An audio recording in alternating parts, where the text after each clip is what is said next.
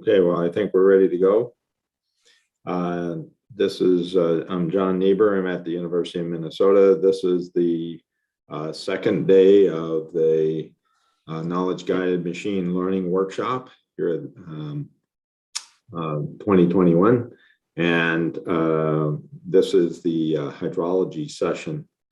I think we have had a very nice day yesterday, lots of great presentations and so forth, and lots of good questions. So we're hoping to have same kind of attendance and activity today. Our opening presentation is by Dr. Chris Duffy. He's at the Pennsylvania State University Department of Civil Engineering. He's an emeritus professor there, and he will give the opening presentation, introductory presentation on hydrology. Good morning, everyone. So my talk is going to involve just introducing the idea and of the hydrology section and sort of what we think machine learning might mean to hydrologists. This will be quite short, just sort of an overview. First of all, I think I want to talk about what it is hydrologists do. And sort of the figure on the left gives a notion of sort of one kind of prediction that we deal with a lot, and that is catchment behavior, runoff behavior, and that sort of thing. So one way to doing that is sort of a lumped approach where the input X is weather over the entire catchment, parameter Z that constitute the static parameters that we might need to describe it, and Y, which would be something like runoff or water quality or sediment, that sort of thing, on a sort of a lump basis or a catchment basis. The other strategy is, you notice the river network, and we're trying to predict what we may wish to predict what's happening during a flood, and a flood moves down the network. And so we need to be able to predict at spatial locations.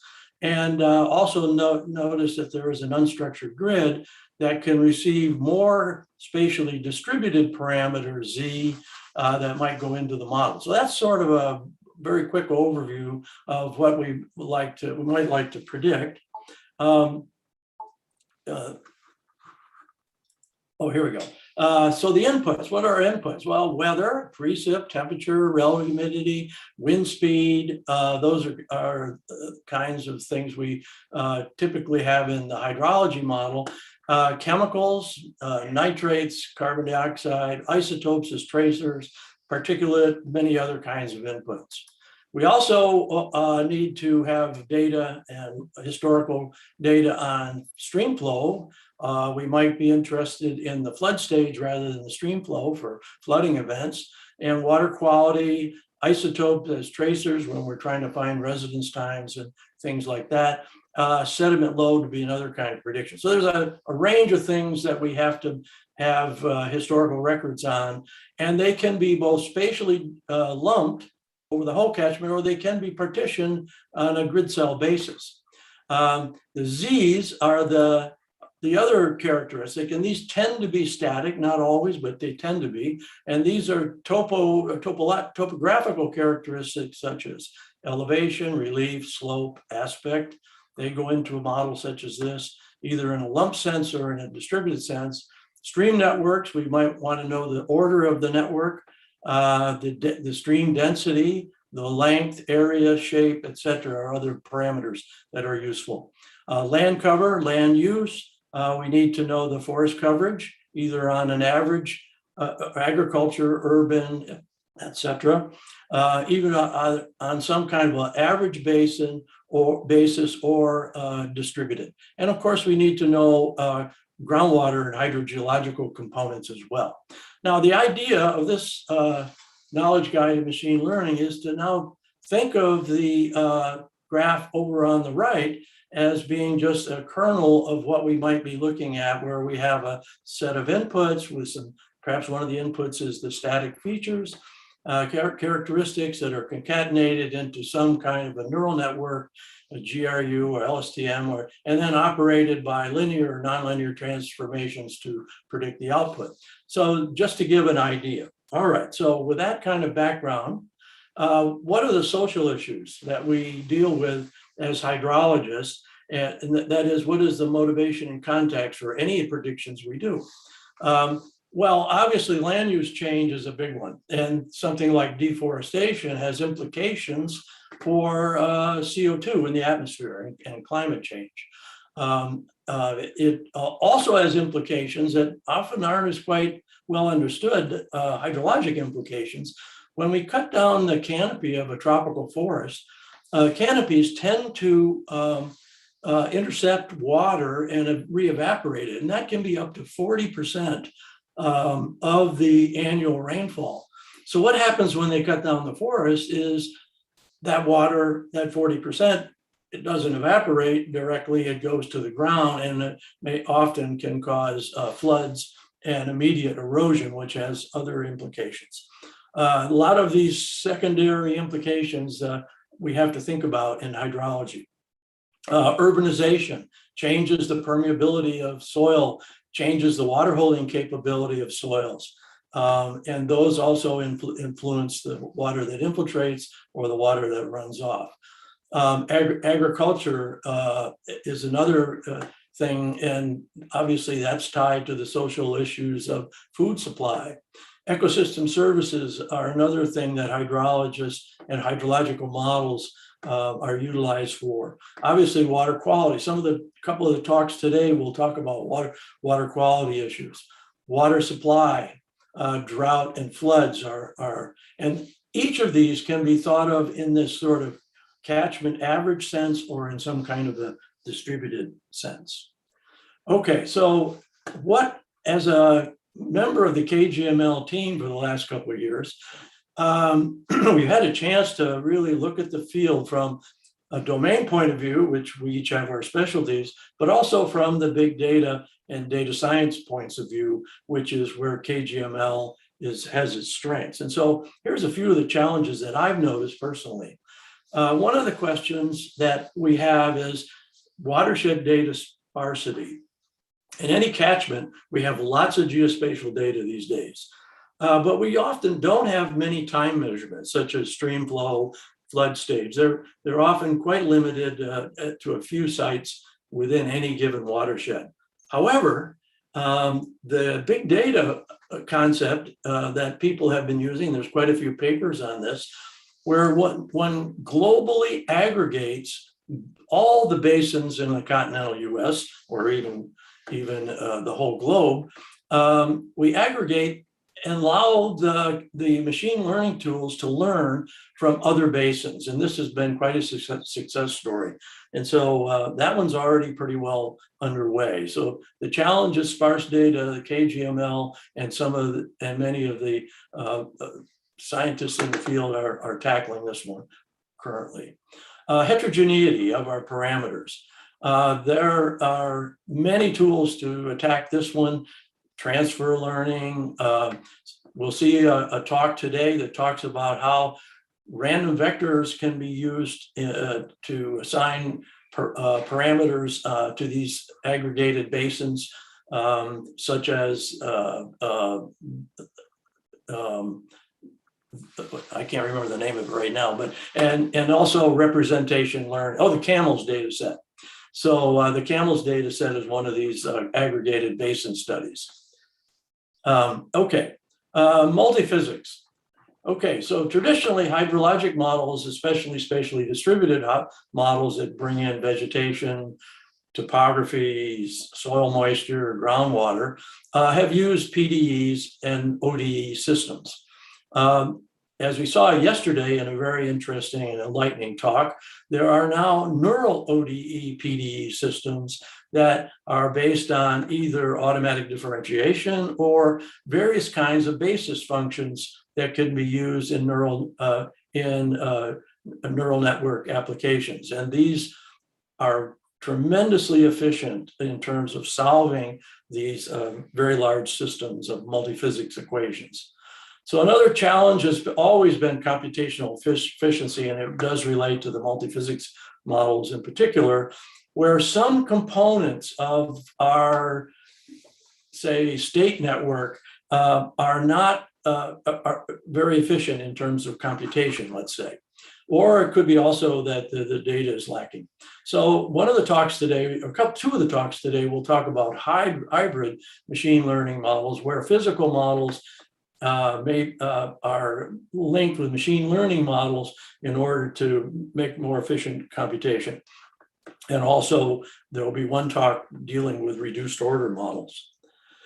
Prediction uncertainty. There are many strategies that I've noticed, and obviously I'm only scratching the surface here, but Bayesian nets will be one. There's a talk in this session on that topic.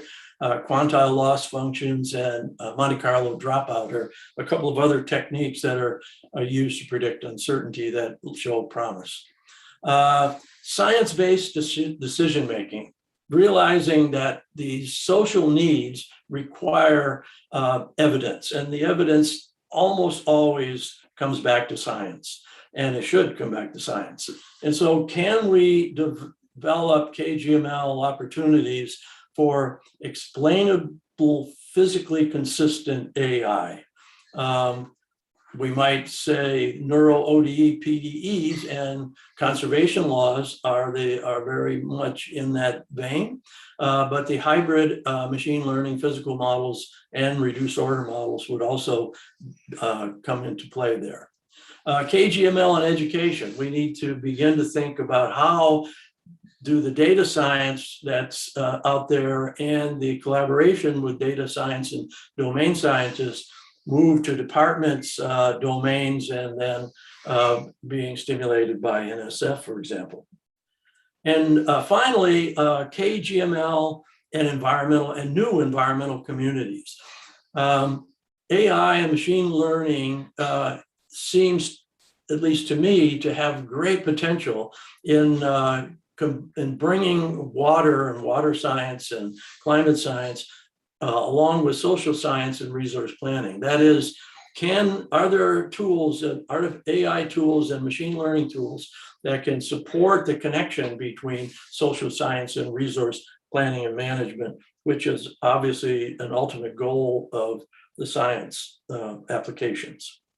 Okay, so are hydrologists ready? I got to admit that often I feel like Hokusai is man in the boat, approaching a big wave, and it's a challenge. And I think what KGML is trying to do is to sort of get through that wave in one piece.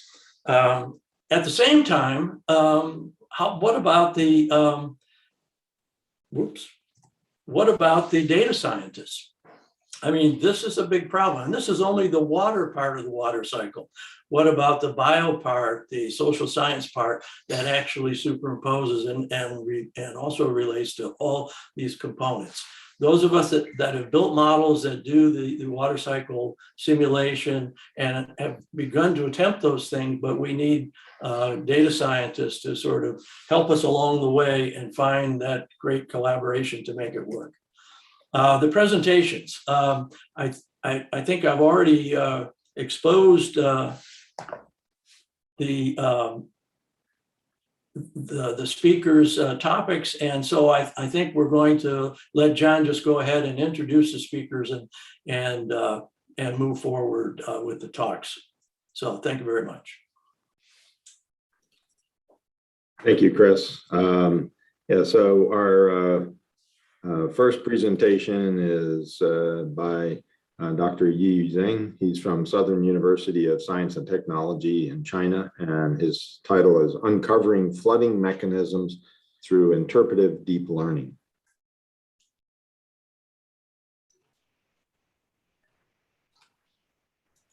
Hello? Can you hear me? We can. Yes. Okay. Let me turn on my video. Can you see me? Okay. We can. Okay. Okay, so hello everyone. I'm Yi Zheng from Southern University of Science and Technology, China. So it's my honor to give a talk in this conference. It's late night here in China. I really appreciate the chance to present first. But I'm sorry that I may not be able to keep awake all the way to the end of this session.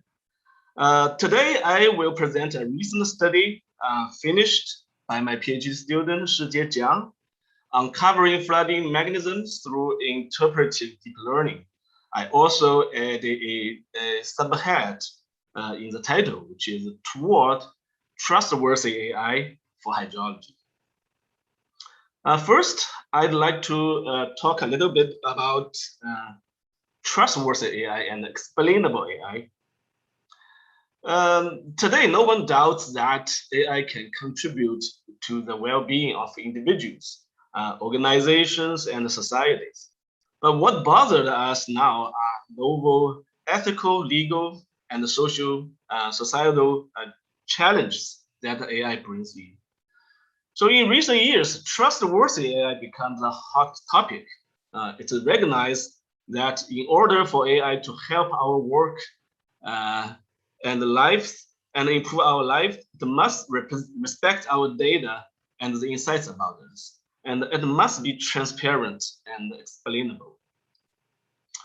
So there are many concepts related to trustworthy AI or TAI, such as beneficial AI, responsible AI, ethical AI, etc. I like the term trustworthy AI most because it's more comprehensive. Regardless of the exact terminology, all these concepts refer to a core objective. That is, AI's benefits are maximized while its risks and dangers are mitigated or prevented. TAI is still a developing concept.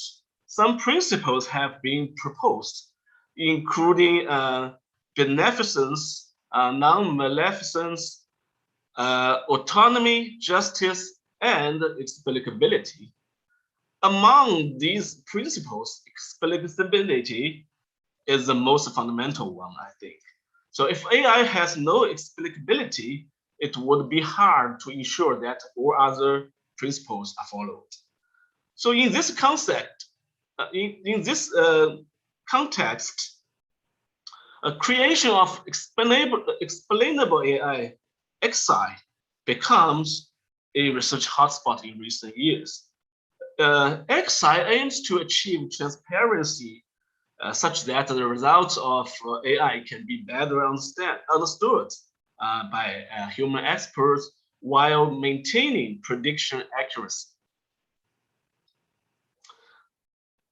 In the hydrology field, data-driven modeling using AI techniques has been practiced for around 3 decades, but has not been considered fully trustworthy by the hydrology community due to insufficient explicability.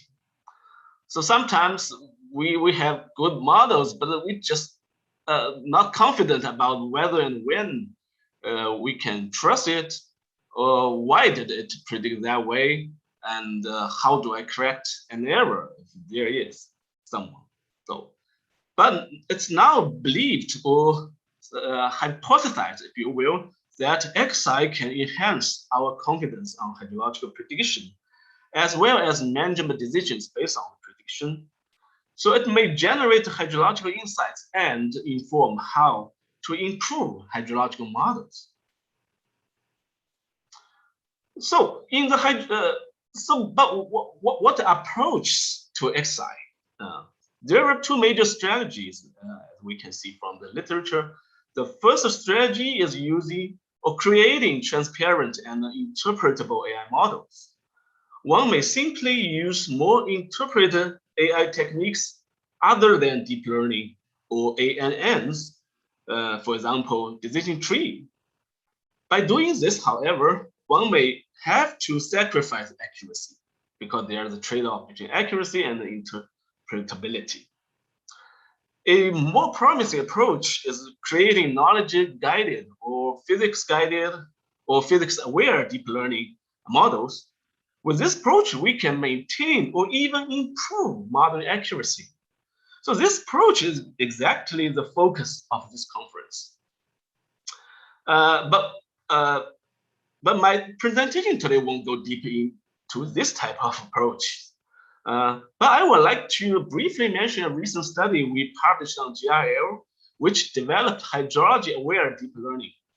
In brief, we encoded a conceptual hydrological model as a spatial recurrent neural network. That's exactly Chris talked about. That's a neural ODE actually. So with the model encoded, we embedded it further into a deep learning architecture. So we use this hydrology aware deep learning model for based on the CAMELS dataset and applied it across the corners. So this model not only provides higher accuracy, but also insights into hydrological processes such as snow dynamics. My presentation today is actually more focused on another strategy of explainable AI, which is establishing post-hoc explainability for AI models, particularly with interpretive, or sometimes we call interpretative deep learning. That is, interpreting generalizable relationship for deep learning models. Such interpretation is very challenging. For example, long short-term memory LSTM networks are the most popular deep learning architecture for runoff prediction nowadays. If you open the black box of an LSTM directly, so you will get the internal signals like this, which are messy and incomprehensible. So a variety of methods are potentially applicable for interpretive deep learning. The main idea of it is to quantify the relevance of input features with an appropriate interpretation method. Then, by inspecting the input-output relations captured by the deep neural network, we may obtain physical insights. Interpretive deep learning is not just an idea. It has been implemented and proved to be beneficial in many other fields, such as material research, medical diagnosis, and image classification. It is critical for trustworthy AI. For example, in this computer vision case, the interpretive deep learning guarantees that the image will not be correctly classified for a wrong reason. So next, I'd like to introduce our recent study on flooding mechanism based on interpretive deep learning. Identifying flooding mechanisms is very important to understanding flooding trends in a climate change context, as well as to supporting flood management. Here are just some pictures about the very recent severe floodings over Europe this summer. Actually, in China, we encountered a very severe flooding as well in this summer. So in this study, we developed a novel approach to identifying flooding mechanisms. The analysis framework is below. First, building deep learning models for flow prediction. Here we use Elstm. Second, selecting flood peaks for further analysis. Third, assessing input feature importance by deep learning interpretation.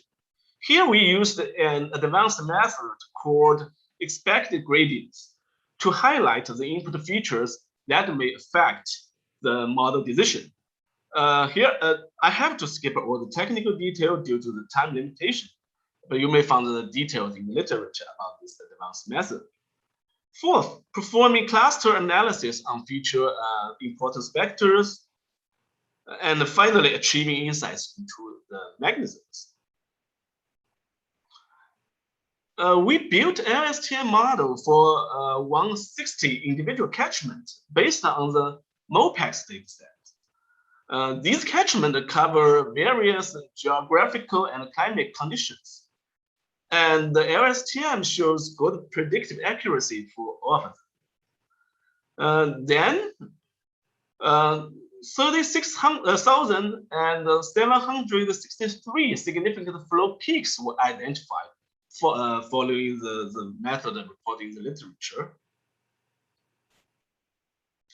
The LSTM models consider precipitation and temperature in 180 days as an input features for the runoff prediction. By applying the deep learning interpretation, we obtain time-wise feature importance of precipitation and temperature in flood prediction. So these two plots show the interpretation results for one of the identified flood peaks as an example. In total, we got 36,763 feature importance vectors for both precipitation and temperature. In these plots, the shades, all these shades represent the vector ensembles, while the solid lines represent the respective centroids. A cluster analysis was performed on these vectors, and the 3 clusters of flood peaks with distinctive patterns were then identified.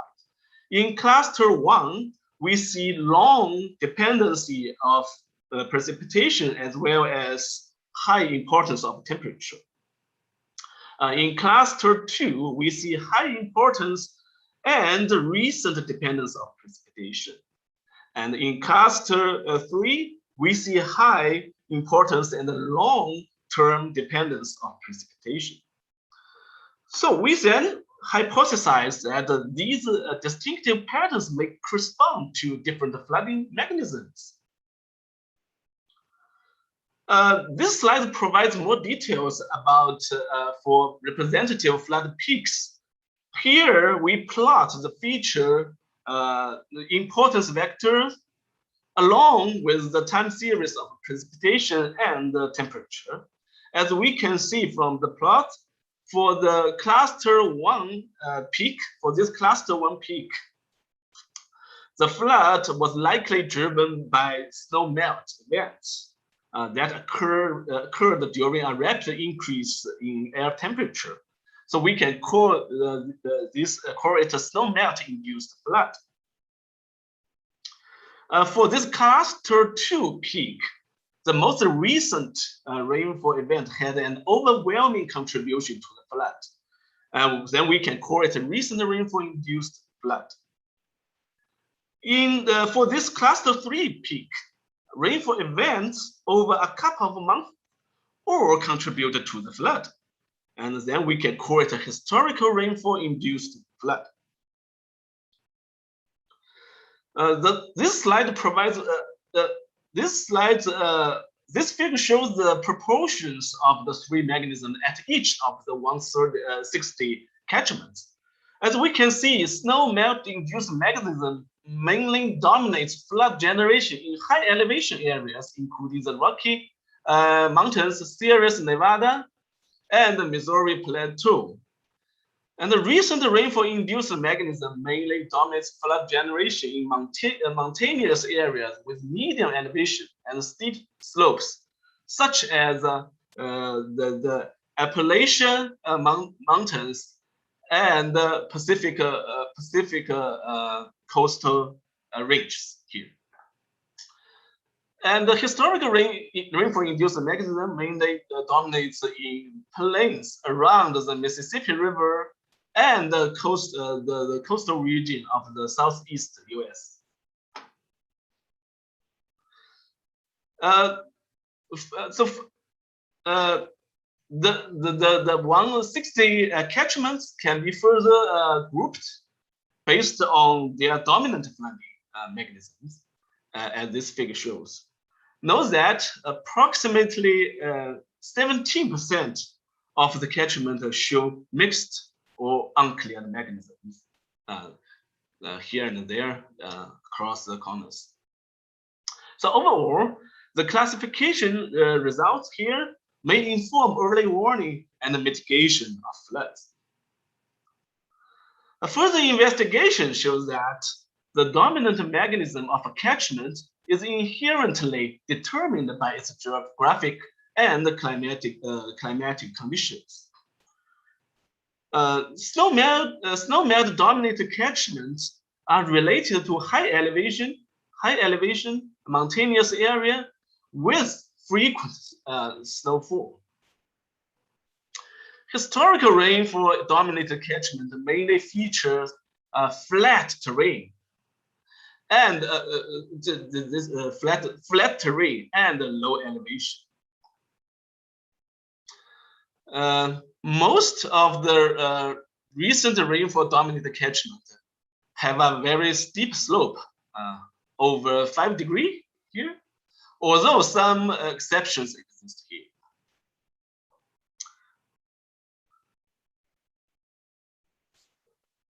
Okay, so finally, some concluding remarks. Remark 1, the trade-off between accuracy and interpretability is not fixed, and it can be pushed outwards with explainable AI. Both the hydrology-aware deep learning model we published in GIL and the flooding mechanism study I presented today prove this. Remark 2, interpretive deep learning takes a unique and objective perspective in exploring hydrological mechanisms. Existing approaches to identifying flooding mechanisms, such as the seasonality-based approach and the criterion-based approach, they all need subjective judgments and involve intermediate hydrological variables, which are difficult to observe in general. But in our case, we only need the temperature and the precipitation inputs. So interpretive deep learning avoids all these issues and just let the data itself talk. Remark 3, the black box of deep learning needs to be opened wider to eventually reach explainable and trustworthy AI for hydrology. For example, in the flooding mechanism study, we found that the recent rainfall dominated catchments are more difficult to simulate by Elstm, as indicated by the NSE values. But why? Why it's more difficult for this type of catchment or this type of mechanisms? To answer this question, we have to further open the black box and decipher the internal signals through the deep neural work, which is very difficult. So now we are doing some study on this issue. That concludes my presentation. So I would like to thank the organizers for giving me this great opportunity to share our recent study, and thank my student Shijie Jiang for his hard working. We really need young people like him to figure out all these fancy AI things out. I also thank Professor Milana Babovic and Dimitri Selementine for their inputs. I would be happy to take some questions if time allows. Thanks. Thank you very much, Dr. Zhang. That was an excellent presentation. We do have a couple of questions. Unfortunately, I'm feeling rather incapable of even seeing them. I apologize for that. I signed in the Slido and I don't seem to be able to see the question. Dr. Kumar told me that he sees that there are some questions. So maybe Vipin, if you'd be able to ask the question, I'd appreciate that. I'm still trying to get in here. All right. Yep, I can certainly do that. Let me just ask the question posed by Shi Chang. With the other attribution methods, do you think you can still get the same conclusion for the hydrological mechanism? Is there any sensitivity to the methods we use? Yeah, there could be other. If you're asking if we use different the interpretation techniques, will we get different results, right? Do yes. I understand? Yeah, we tried a couple of them, and the one we eventually used is more efficient computationally. And for those methods we compared, there's no significant difference. But of course, we are not able to test all applicable methods. So how to confirm that our results are acceptable is actually based on physical knowledge, hydrology knowledge. So we think the classification results are reasonable based on our hydrology knowledge. And that's one criteria that we are confident about that. Yeah. There are 3 or 4 more questions. I don't know how much time John would allow me, but there's a question. question. I can actually ask them now, and I can see 2 questions. The one you read and following 2 questions. So I can go ahead and ask those. To what extent do the lessons learned from CAMEL's data, the CAMEL's data set translate to other regions, for example, to Africa, Asia, etc.? Oh, okay. Yeah, that's a good question. So actually, we didn't try that. Yeah, we only tested the model in the corners. But that's a good question. We may try, because in China, I know in Brazil, someone built, or in Chile, they built similar CAMEL data sets. But in China, I know some groups are building that. So with those data sets available, we can do the test. But right now, I think the problem is we don't have a comparable data set in China as the CAMELs. But in Brazil or Chile, I think they have the similar data sets. But I'm not sure, but it's interesting to know how the model would perform. Yeah. Okay, then the next question is, does your method allow real-time flood prediction applications? It depends on yeah, it could, but because right now we use daily data set to train the model. We don't have a higher frequency data to train the model. So at this moment, we cannot tell how it performed. But if we have like higher, like hourly data sets to train the model, we may see the results. But right now we only have daily data. So I think for daily data is not enough for real-time prediction. Yeah. Okay, here's a question that starts off with a thank you for a very interesting presentation. Did you look at how frequent each of the event types you identified were in each region? Frequency, is that about how frequent was each event type in each region? So you had the 3 different types of events or controls, snow melt, and so on. So okay. You know, how frequent were those in the different regions? So I think it's talk about the proportion of the 3 mechanisms. So so this figure shows the proportion, like the red dots, the darker one indicate a higher proportion. Like for some of these catchments, almost every flood is driven by snowmelt events. So yeah, I think this picture shows the proportions or the frequency or occurrence. Okay. And then I think we have time for one more. Were other features than precipitation and temperature used in the LSTMs? Could other features help improve prediction in recent rainfall catchments? Okay, so in the GIL paper, when we use the hydrology aware, build the hydrology aware deep learning model, we actually use like attributes, the watershed attributes. But in this LSTM modeling work, we only use temperature and precipitation. I think these 2 are the most important driving forces. I mean, for the time series data, these are most important. In some other studies, we also try the different driving forces like a radiance or cloud cover or something like that. But eventually, the precipitation and the temperature explain most of the variance. So other, based on our catchment cases, so other driving forces have impacts, but not very significant. Okay, well, thank you very much, Dr. Zhang. That was all the questions. Okay, so I will. we'll move on to the next presentation, which is being given by Dr. Andrew Bennett. Thank you. Thank you. From the University of Washington. And the title of his presentation is Embedding Neural Networks to Simulate Turbulent Heat Fluxes in a Process-Based Hydrologic Modeling Framework.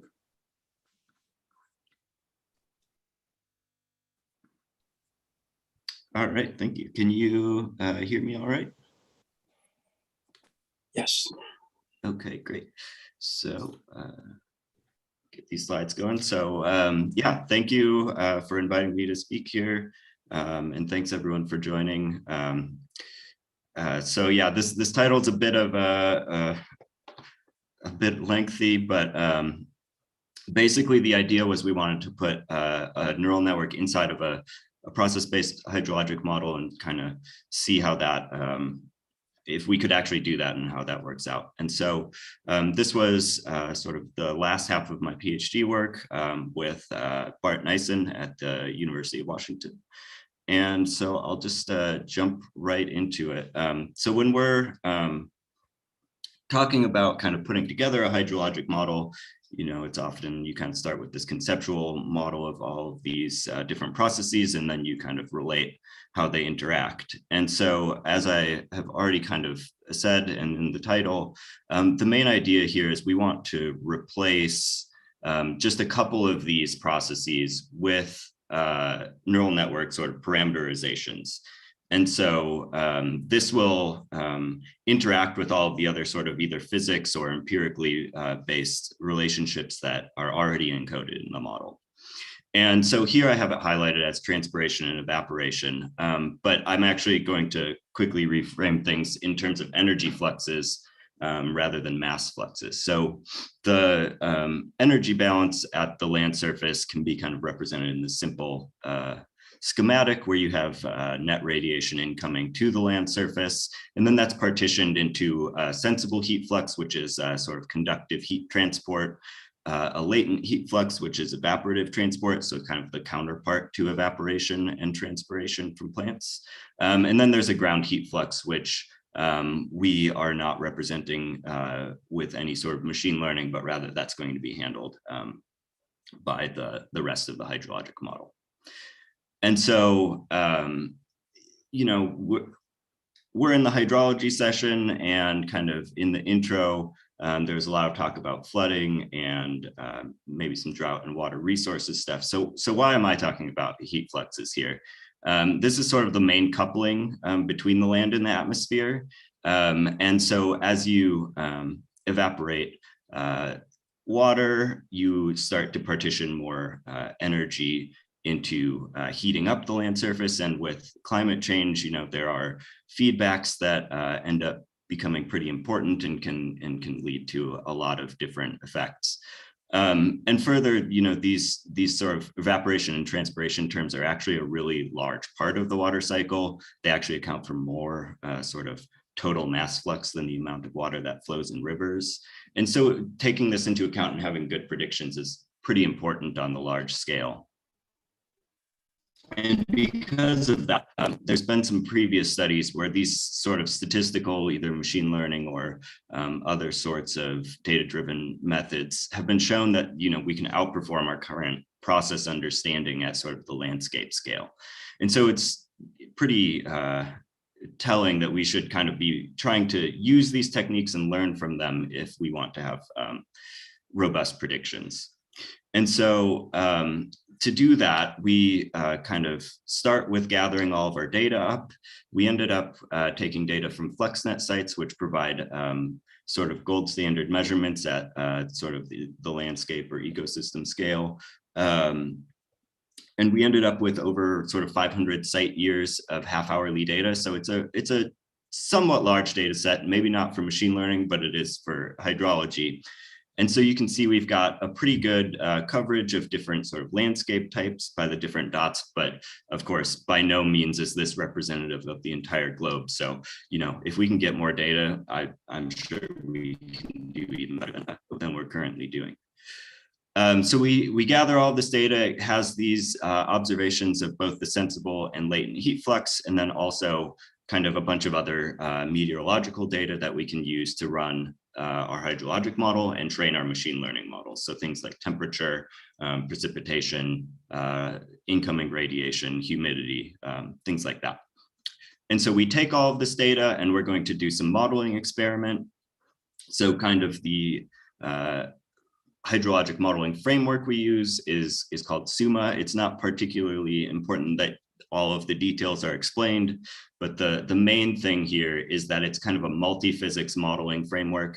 So that's kind of what let us take out the turbulent heat flux representation of sort of the traditional process-based understanding and put in some neural networks. And so that's what we're going to do. We have 3 different model configurations in this study, but they're all kind of based around the Suma modeling framework. So this works kind of like any other land surface, hydrologic, or earth system type model, where you have some inputs, which may be parameters, and some forcing data, in our case, meteorology. And then that goes into the model and you compute some fluxes like runoff or turbulent heat fluxes, as we will do here. These are actually all calculated. And then those fluxes are used to update model states, which would be things like the temperature of the canopy, the amount of water in the soil, and then you kind of iteratively update that in time. And so we're just going to modify the this purple box here with 3 different configurations. The first we're calling SA for standalone. This is basically Suma off the shelf. It uses a ball and berry type approach for these turbulent heat fluxes, and it takes in the parameters, forcing data, and then it can use some of the other derived fluxes and states to calculate these partitioned heat fluxes. Now, our first neural network or deep learning based approach is, we're calling it NN one way, because it does not take any information from Suma. It only takes in the meteorological forcing data and then outputs these heat fluxes in bulk terms. So we don't partition it between like the canopy and the ground domains. And that's just because that's what's observed. So we kind of have to simplify our representation for this case. And then those outputted heat fluxes are going to be used to update the model states in Suma, and that runs forward in time. And so you can probably kind of see if we've got a one-way coupling where the neural network can talk to Suma, but Suma can't talk to the neural network. The next step would be to introduce a two-way coupling. So in two-way, we actually introduce some new inputs, which are Suma-derived states, things like the amount of soil moisture that's stored, things like the kind of canopy temperature. And so that is our last model configuration. And this is all, I just want to make this very clear, this is all running online inside of Suma, sort of at runtime. We're not like switching out between run a time step of Suma, run a time step of the neural networks. So we had to actually embed these neural networks inside of a Fortran code base. And to do that, I just want to give a little plug to Fortran Character, which is the software package developed by Ott et al. That was really nice to be able to do this. It only allows for some sort of simple representations of neural networks right now, but if anyone else is interested in getting started trying to do these types of experiments, this is a good way to go. Okay, so we train the models and calibrate and everything. So just to describe that a little bit for each of the model configurations. For the standalone or SA model, we calibrate this at each of those 60 FlexNet sites individually. So we're trying to find the best parameter set to get the best predictive performance for that particular site. So this is in-sample calibration, and it's sort of our benchmark. It's kind of like the best case scenario, or how you would traditionally do a hydrologic modeling experiment. And then for both the NN1 and two-way, we actually trained the neural network out of sample using a 5-fold cross-validation. So when we run the actual results, this is the predictions are made on sites that the neural networks were not trained on. So this is more of how you would traditionally do like a data science or machine learning type of experiment. So we kind of tried to pick the way that you would do each to give, a representative comparison. And so when we do this, sort of the high level result is that both of the neural network parameterizations outperformed the SA model for both of the heat fluxes. And so what I'm showing here is the cumulative distribution of the performance as calculated by the KGE, which is sort of a combination of the bias, the variance, and the correlation of the predictions to the observations. And so it's rescaled so that a 1 is a perfect simulation. So these curves, the further to the right that they fall, the better performance overall. And so these curves are made up of the 60 sites. So there are 60 points on each of these curves here. So you can see that both the red and the orange lines are further to the right by, maybe about 0.2-ish on the KGE scale. So it's a pretty wide margin here. And you might be able to say, if you squint at this NN2 way, you might say the latent heat is a little bit better than even NN1 way. And so that kind of is something that we dove into a little bit. And sort of, we were trying to look at this sort of from a hydrologic perspective. And what we found was the inclusion of those soil states. So the actual amount of moisture in the soil actually improves the long-term water balance over the one-way coupled neural network.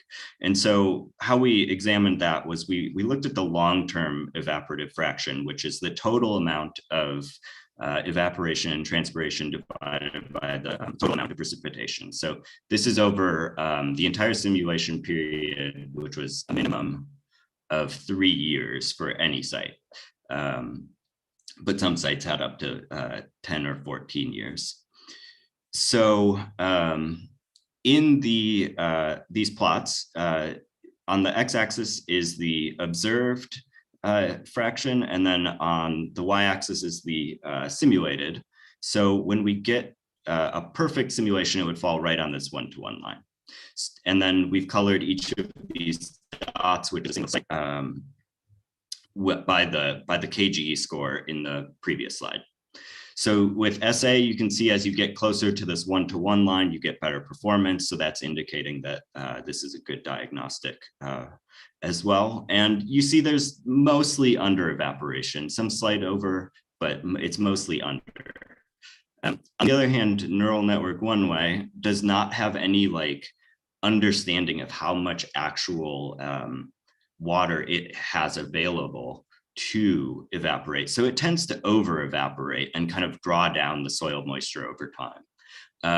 But it does it kind of clusters on the 1-to-1 line, but has both over and under evaporation. And then by telling the neural network actually how much water is available in the soil, it kind of figures out when it needs to tamp down on how much evaporation is going on. So this is sort of a nice indication that, we might be able to impart some sort of some nudges to make neural networks learn sort of what we want them to by giving them the right sorts of data. And so just to drop a sort of conclusion slide for this so far, this was kind of our first pass at getting this coupling to work. And, these neural networks were able to outperform the standalone model in terms of these latent heat fluxes and latent sensible heat fluxes. So this indicates that, maybe we should continue moving in this direction, get more sophisticated machine learning models, start analyzing them a little bit more. And kind of this coupling allows us to include feedbacks sort of dynamically that sort of help enforce these constraints without having to encode them directly. So for instance, that soil moisture state led to better predictions of the long-term evaporative fraction. And so if you want to see some more details, we've got, we just got this study published in WRR. It's got sort of analysis going on that you can dive into if you're interested. But with that, you know, this is sort of, like I said, the first pass, but there's a lot that can be done here. So I'd like to just kind of give two other things that we're looking at. So there's a lot of interest in this, in getting explainable or interpretable methods going, so we can actually start to learn or build trustworthiness of our models. And so we kind of had the same question. You know, we wanted to know, in particular, you know, the neural networks generalized better than a traditional hydrologic model would, and we really would like to know why that is. What can we learn from it? And further, you know, are we going to, you know, be confident that if we apply this to new sites that, you know, are maybe not inside of our training data set, or, you know, like similar to that, will our predictions hold up? So to do that, we used a technique called layer-wise relevance propagation. There were a few talks about this yesterday, but sort of the high level of this, once you have a trained model, sort of this top section of the diagram, you can run it in forward mode to make predictions. You give some input and you get some output. Then LRP lets you kind of take a sort of a mathematical rule that you can back propagate information back through the network for a given output, and sort of partition relevance, which will go kind of through each layer all the way back to your inputs. And what you get is sort of a numerical score of attribution for why the neural network made the prediction. So we did this for a similar, but not exactly the same neural network as NN2A. And I'm not going to go through all of the results here, but I just want to kind of show, you know, what kinds of things you can start to look at here. So I'm taking a single site. This is a desert shrubland site near Tucson, Arizona, where I will actually be starting in a postdoc. So it's been kind of fun to dive into this area. So in the top panel here of the gray, we have some of the inputs, the time series inputs to the neural network. And then these two right boxes show the predictions in red and the observations in black. So just to kind of get a sense of what is going on. Then we take this LRP technique, propagate our relevance scores back, and that's what I'm showing in these bottom four panels. So we have one time series score for the sensible heat, orange, and one blue one for the latent heat.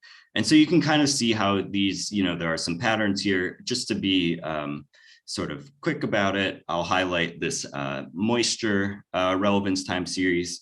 We can see during the time when there's low soil moisture, there's not a lot of relevance. So the neural network is basically saying, I don't know what to do with the soil moisture score. It's not really helping me determine what to do. And then as soon as we get these summer monsoons where we see a soil moisture, the neural network starts to actually attribute some importance to this. And we see sort of a really highly anti-correlated signal here. And so you can kind of think about this as the neural network partitioning between latent and sensible heat. So it's basically saying, I have moisture now, I should do evaporation rather than heat up the soil.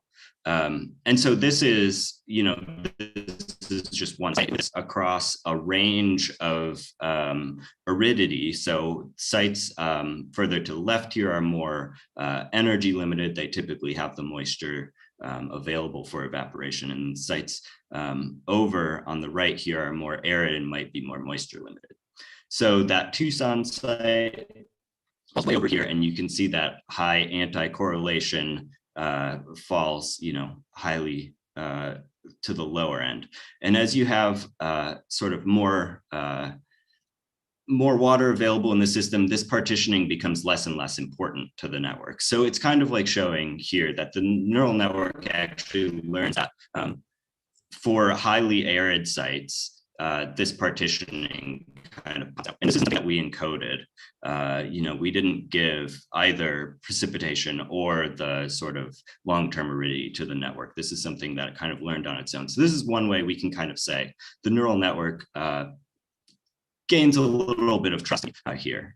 I'm not going to say that I trust it fully, completely everywhere, but this is one way that we might be able to start building some trust. And there's a bunch of other cool things you can do with this technique. But in the interest of time, there's a second sort of set of questions that we're starting to ask is, why do we need to actually oversimplify these neural networks and not partitioning? So as I said in the beginning, the SA model has this kind of different domains of the soil and the vegetation. And that's definitely how we know nature kind of works, but we don't measure that at sort of a large scale. So with the neural networks, we kind of had to simplify this, but this is a knowledge-guided machine learning workshop. So can we inject some physics in to actually get that partitioning back out, and can we learn from that? So what we're starting to look at here is we want to add some sort of physics that we know, and we're doing that via a heat flux equation layer, I'm calling it here, where we encode some of the physics that we are assuming that we can use. So here we have partitioning these heat fluxes. And instead of directly simulating the heat fluxes with the neural network, we're going to simulate some conductances as shown by these sort of underlined terms. So then once we encode this in a machine learning framework, which we've done, we've written this sort of layer in TensorFlow, we can train this whole sort of model end to end and start to get out these sort of unobserved partitionings. And sort of the early results here indicate that this can actually work, and the network can learn some reasonable partitioning. So again, on the left, we have that site near Tucson. We see there's a lot more ground evaporation going on than transpiration or canopy evaporation. So that's, kind of follows your intuition based on what you're seeing in this picture here. And then for a forested site, we see a lot more transpiration in yellow and canopy evaporation. So this is, this is not perfect. We're really starting to look at, what else should we include to kind of get this partitioning? What can we make the neural network use? Maybe some fractional vegetation, some sort of remote sense sort of time series of LAI or NDVI, so stuff like that. So we're hoping that we can kind of get this to be something that can run, and we can actually get kind of this partitioning back, so we don't have to simplify things. So with that, I just want to kind of wrap it up and say, this coupling, you can get to work, and it often opens up a lot of things that you can start to do with this, and building sort of these XAI techniques will make this more robust, and kind of imparting this physical theory. Like these are kind of all kind of things that I think need to move in lockstep together to actually make this more robust and kind of usable for sort of operation or broader use. So with that, take some questions. If you're interested, I've got the R paper and the preprint for the LRP stuff that is currently in revision there, but happy to take some questions. Thank you, Andrew. We got time for maybe one question, I think, maybe two. So the first one is, how does the compute time compare for the 3 configurations of Suma? Yeah, so this is actually kind of an interesting part. The compute time for the neural networks is actually much longer. It's about 2 times as long as the SA simulation. And it's not necessarily because the neural network is slower. It's because we've got this sort of iterative sub-stepping in solving the rest of the PD system in Suma. And because the neural networks don't have necessarily good or accurate sort of partial derivatives with respect to what a Newton's method would have, you end up doing a lot of derivative steps. So this is something that we're actually trying to improve on too. Okay. I think that we probably should move on, but Andrew, I'll supply you with the other there are a couple of other questions, and maybe you could answer those a bit later. Thank you very much for your presentation. Yeah, thank you. All right, so we'll move on, and our next presentation is by Ankush Khandelwal and Zhang Li, both graduate students at the University of Minnesota. And the title of their presentation is Investigating the Role of Source Characteristics in Meta Learning, Applications to Hydrology.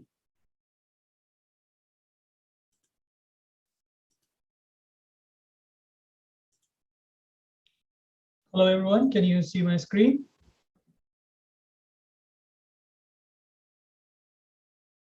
Yes. Perfect. So yes, my name is Ankush, and today I'm going to talk about our work on using data from. Ankush, we actually don't see your presentation. We see your Google Drive. Let's do that again. Sorry about that.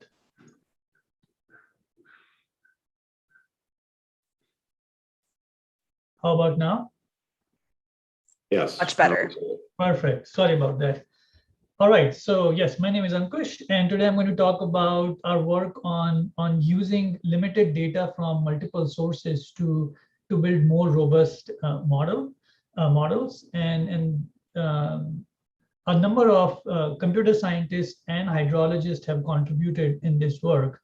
And this collaboration has been really helpful for us to ask the right questions and move towards building better operational products. All right, so so in many personalized prediction applications, we often face the challenge of having limited data to build models for our sources. For example, in our stream flow prediction task, we have multiple basins, and we want to build models to predict stream flow for these basins.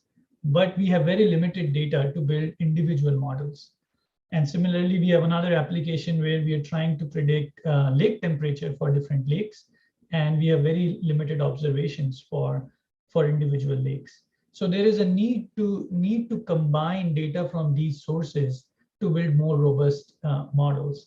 And this challenge happens in many other applications, not just hydrology.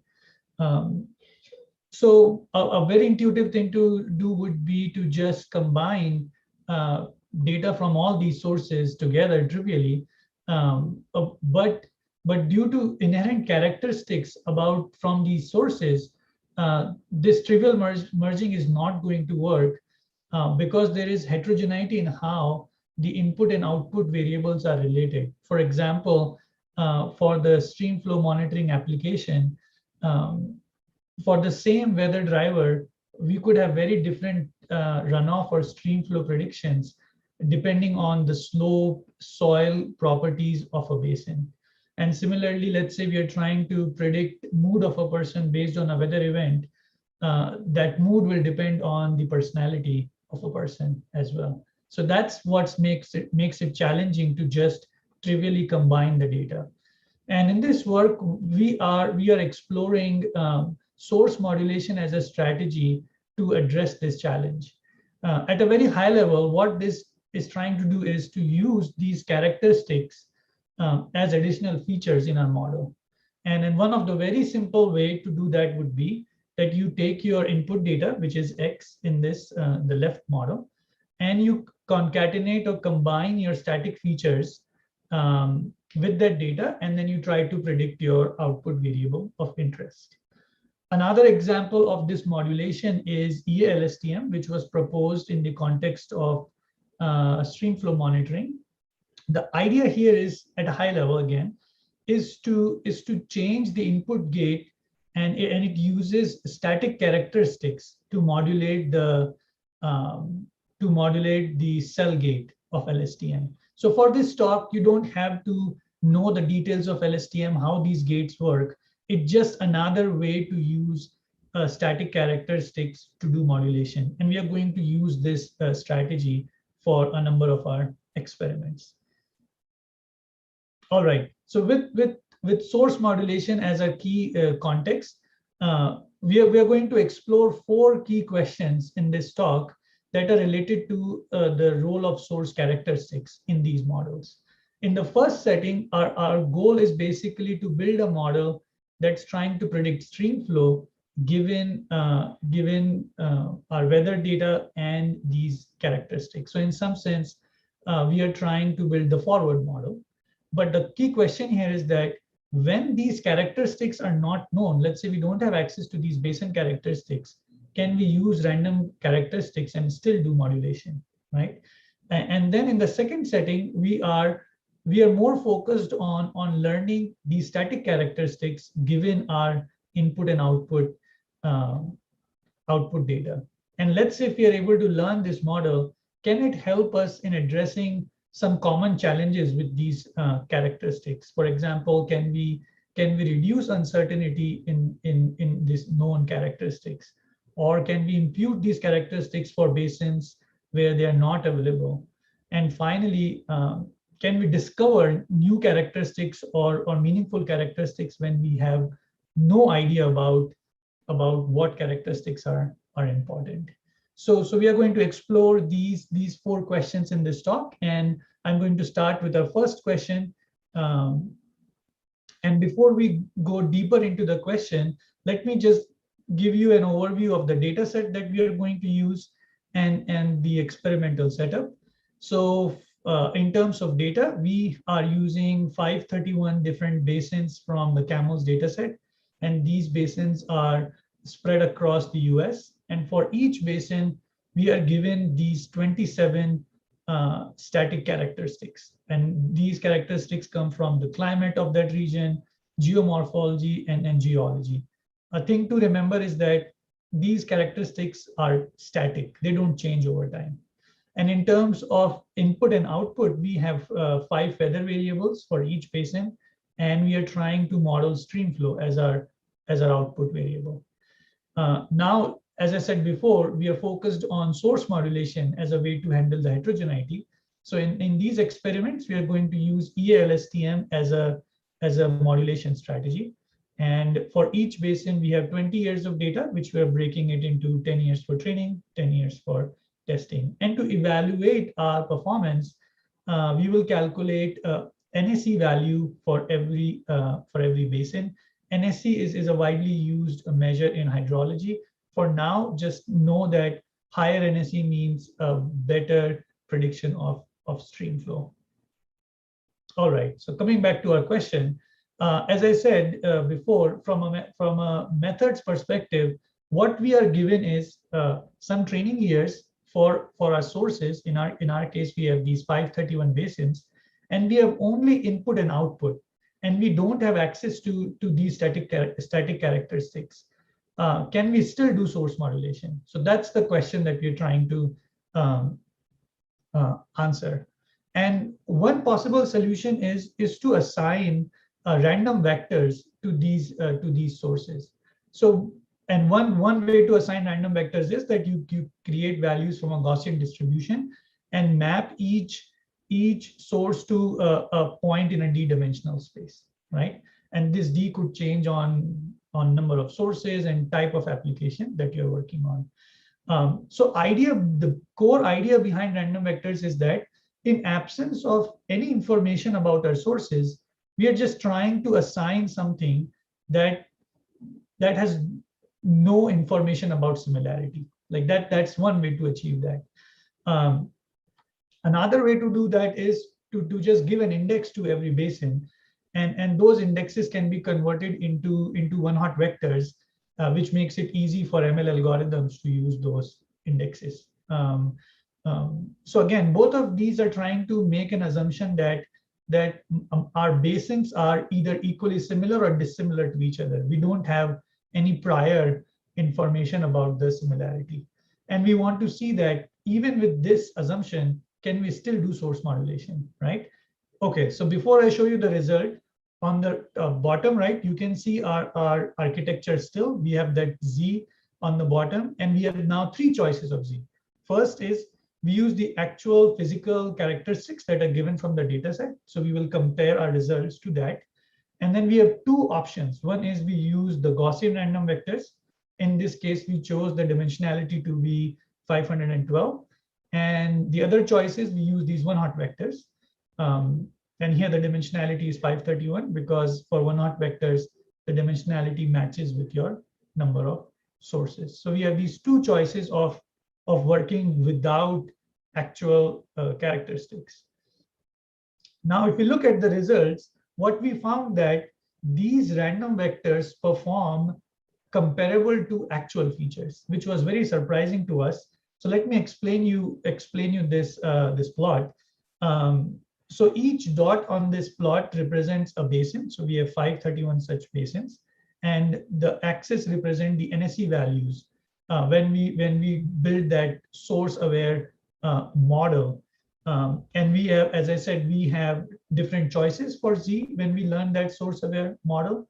So on the x-axis, it shows the NSE values if we use the actual characteristics given from the CAMELS dataset. And on the y-axis of the left plot, you can see the performance when we use Gaussian random vectors as source characteristics in the model. And you can see that the results are pretty much on the diagonal, which suggests that random vectors and also one-hot vectors are just as effective as physical characteristics in terms of source modulation. So what this kind of tells us that if we are in a situation where there is source heterogeneity, but we don't have access to characteristics, using these 2 random vector strategies will already take us pretty far. And a very obvious question that comes after this is, what if this is just limited to CAMELS dataset? So we did the similar experiment on lake temperature dataset, and we found similar pattern that these random vectors were performing comparable to using physical vectors. Then the follow-up question could be, what if these specific settings that we used in these experiments were the reason why we got similar performance? So we did experiments under different data sparsity settings and used different modulation strategies as well. And we found that these vectors, or this random vector strategy, is robust across a number of different settings. All right, to summarize, when our focus was on building model to predict stream flow, we could use random vectors and get a decent start.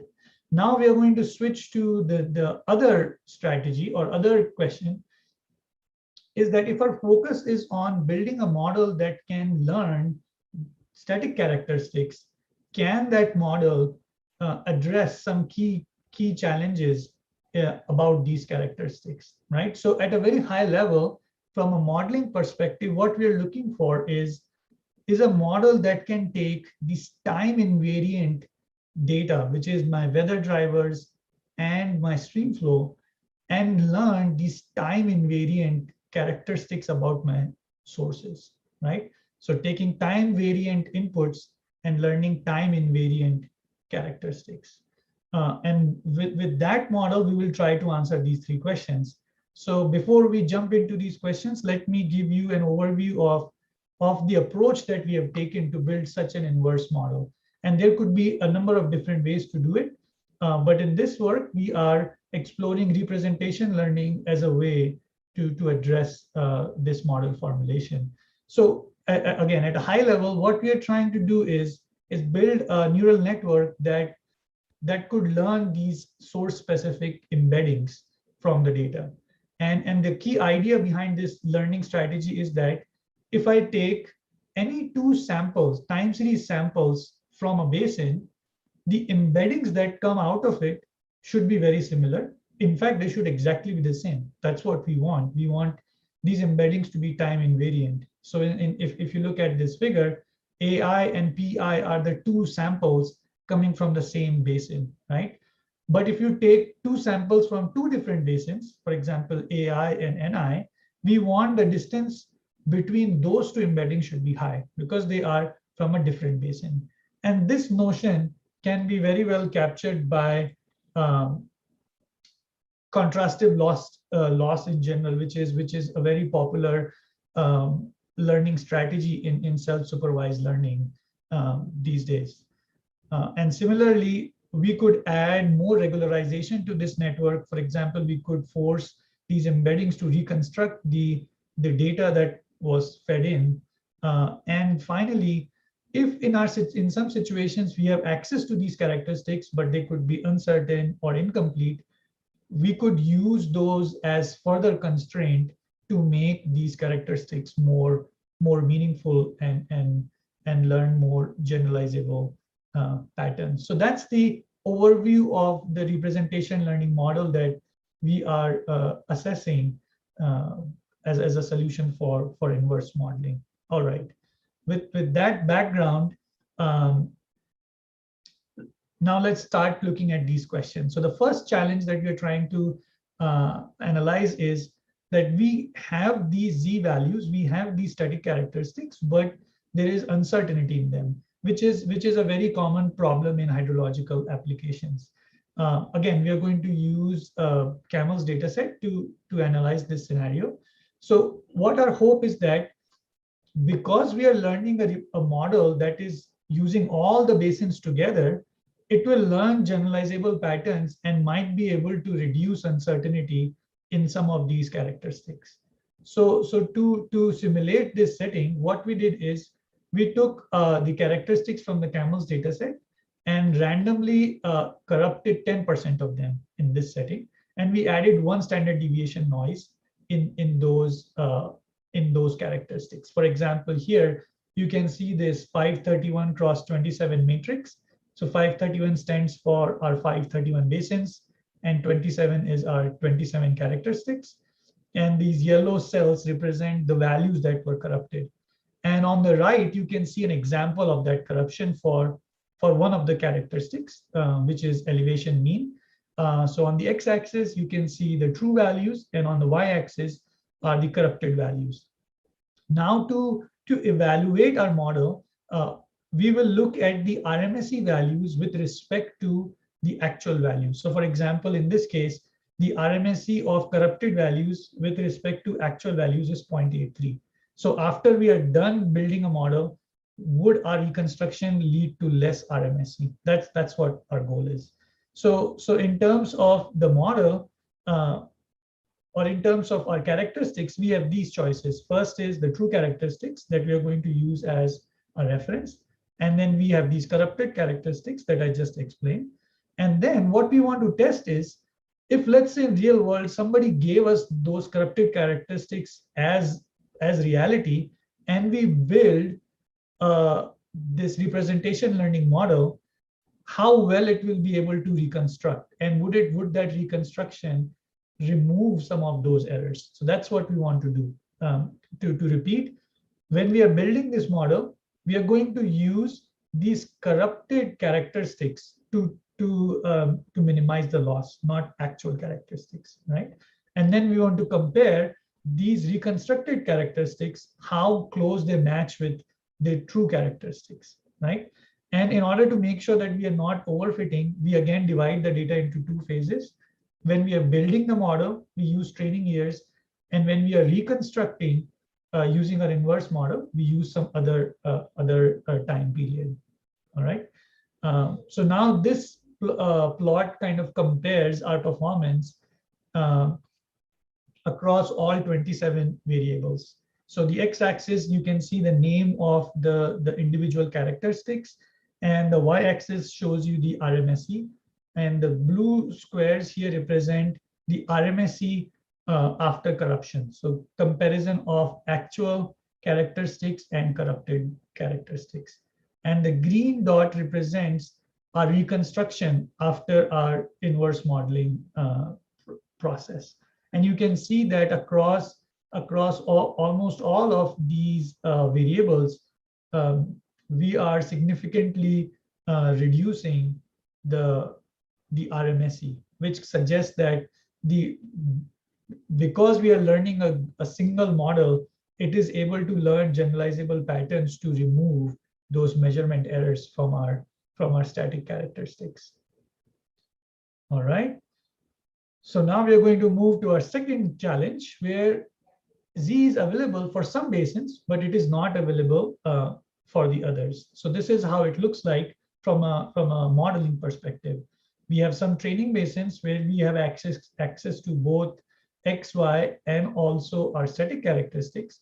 But then there are some basins where we don't know those characteristics. So can we learn a general model that could impute or could generate characteristics for those testing basins?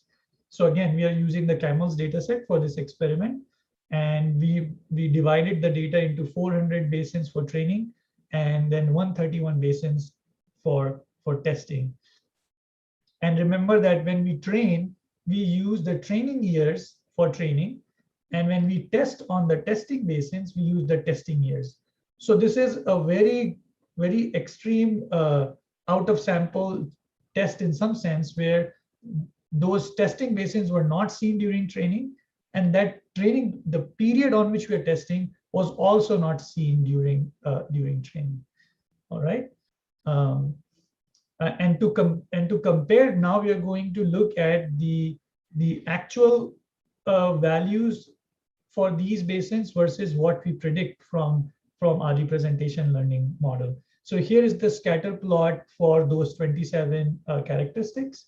So there are two main observations that you can see in these results.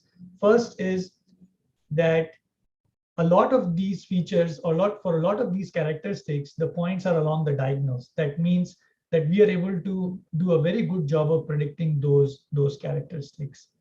And for some, we see that the results are suboptimal, or there's more variation in those results. So the possible reasons for those poor predictions could be that for those characteristics, weather and stream flow does not uniquely identify that relationship. So there is no way we can learn it from the data, or that our ML architecture right now might have some limitations that's not allowing us to learn those characteristics. So these are some of the questions that needs to be explored further. But even at this level, we can say that representation learning does have the potential to learn a generalizable function to impute characteristics for unseen basins. All right, so finally moving to our last challenge. So here we not only have access to the values of characteristics, but we don't even know what those characteristics are. So in this setting, how can we learn any meaningful characteristics about our sources? So again, from a model perspective, we have some basins for which we have only, basically for all basins, we have only X and Y, and we have no information about Z. So if you look at our representation learning framework that I showed before, out of the 3 loss functions, we cannot use loss function that was driven by knowledge of these characteristics. So we are going to rely only on triplet loss and reconstruction loss. So in some sense, now we are working in a self-supervised representation learning setting. Now to evaluate such an embedding, what we did is we compared the basin similarity when you use physical vectors that were given from CAMELS, and we compared basin similarity when we use our learned embeddings from this model. And to visualize that similarity, we just calculated the Euclidean distance between every basin pair, and that's what you're looking at in these matrices. So basically there are 531 rows and 531 columns, and each cell represents the distance between those two basins. And basically the lower color means that those basins are similar with when we look at physical characteristics. And if you look at the matrix generated from learned embeddings, you can see that there is a similarity pattern in these embeddings, and it looks similar to what we see in physical features as well. So this already shows that there is a promise in learning embeddings that might have physical meaning as well from this representation learning strategy. All right, to just summarize, what we did is we analyzed source modulation as a strategy to handle heterogeneity in our sources. And we answered 4 questions related to source characteristics. And we learned that random vectors is a very viable way to do source modulation when you have no idea about these characteristics. And when our focus is on learning more about these characteristics, representation learning is a very promising solution to address uncertainty and to impute characteristics and also discover unknown characteristics. So in terms of future work, source modulation can be seen as one of the ways of doing meta learning, where we are trying to build individual or specific models by modulation for every basin. So we are going to compare whatever we have learned here with other meta learning strategies. And as I said before, representation learning is one way to address this inverse model scenario. And there are other ways to do representation learning as well. So we are actively working on those new possibilities. So thank you for your time. I'm happy to take some questions. Yeah, I think, thank you, Ankush. I think we're over time now, so we're going to have to take a break because the break was, it's break time. And I think what we'll do is we'll give us 10 minutes or 5 minutes, because I don't want to get too far behind you. We were already 5 minutes behind. So if we could just take a 5-minute break, everybody stand up, jump up and down, get a cup of coffee or something. And then we'll come back at 11, what was it going to be? Just a moment. We're going to start up at 11:05. Let's start at 11:10. Okay, so that's 5 minutes over, and we'll have the next speaker. And perhaps, John, Ankush could respond to this, the questions directly himself. There are a couple of questions, Ankush, on Slido. If you could reply to those, be great. Thanks.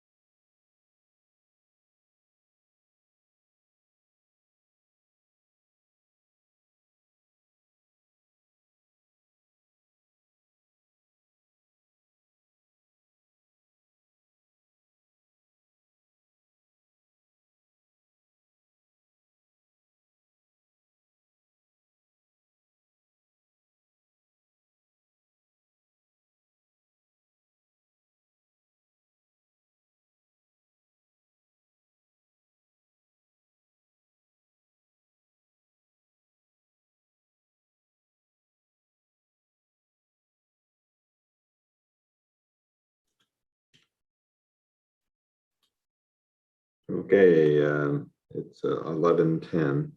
So I think we're ready for our next presentation. I hope everybody had a chance to take a break, a very short one.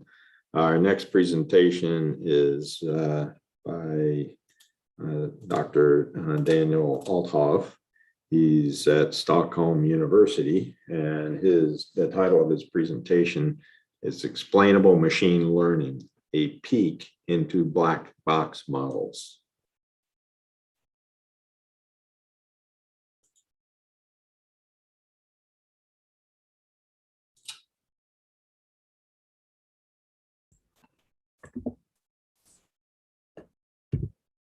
So, hi everyone, can you listen me well?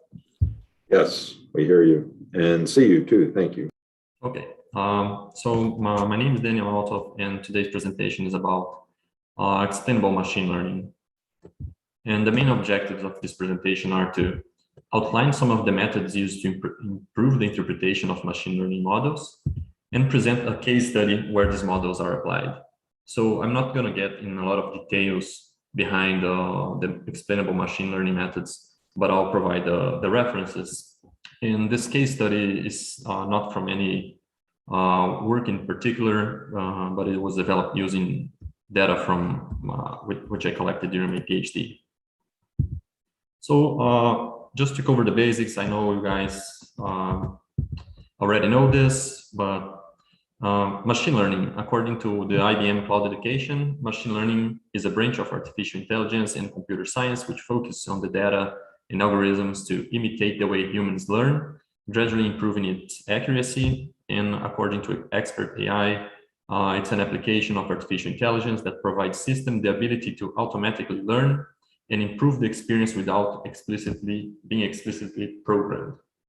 So what we usually have, we're going to have a set of input variables, which can also be called features, predictors, or covariates, and we want to predict an output variable. And we use these machine learning models that learn automatically, this in a supervised scenario. And we want them to do as best as it is possible. But then comes the question, why is it important to improve our model interpretability? Because when we use machine learning models, they're frequently seen as black box models, which are models that do not reveal its internal mechanisms, or models that cannot be understood by simply looking at their parameters. Let's say you use a multiple linear regression, you can very straightforwardly look to the coefficients, and then you have an idea of what's going on, but that's not how it goes for machine learning models. So the models, they learn automatically, and they may have complex structures, so it is important for us to know what's going on behind the curtains. They are usually chosen based on performance, and the model may poorly predict some certain situations. So if we can look in of what's going on, we can maybe find sources of ineffectiveness and improve our model. And it can also be used to increase our domain knowledge and build trust on model robustness, as has been discussed in the previous presentation. For example, if we can reconstruct unknown parameters, and then we have characteristics for watersheds which we previously didn't know. And for the responsible use of machine learning, because if the model you developed is used for decision making, it is important that you know why it's making such decisions and be responsible for it, because it may affect people's lives. And explainable machine learning, for me, they are methods that are used for visualizing, interpreting, and explaining machine learning models. So they are also sometimes referred as explainable artificial intelligence, but then it's the use of explainable artificial intelligence in the subdomain of machine learning. And there are different definitions I've seen over time for what's explainable or interpretable model, and the ones I think that are most suited are that interpretable is the degree to which a model can be understood. For example, linear models are can more easily be understood. They're more interpretable, as are decision trees. And then we have, for example, deep neural networks, which are difficult to interpret.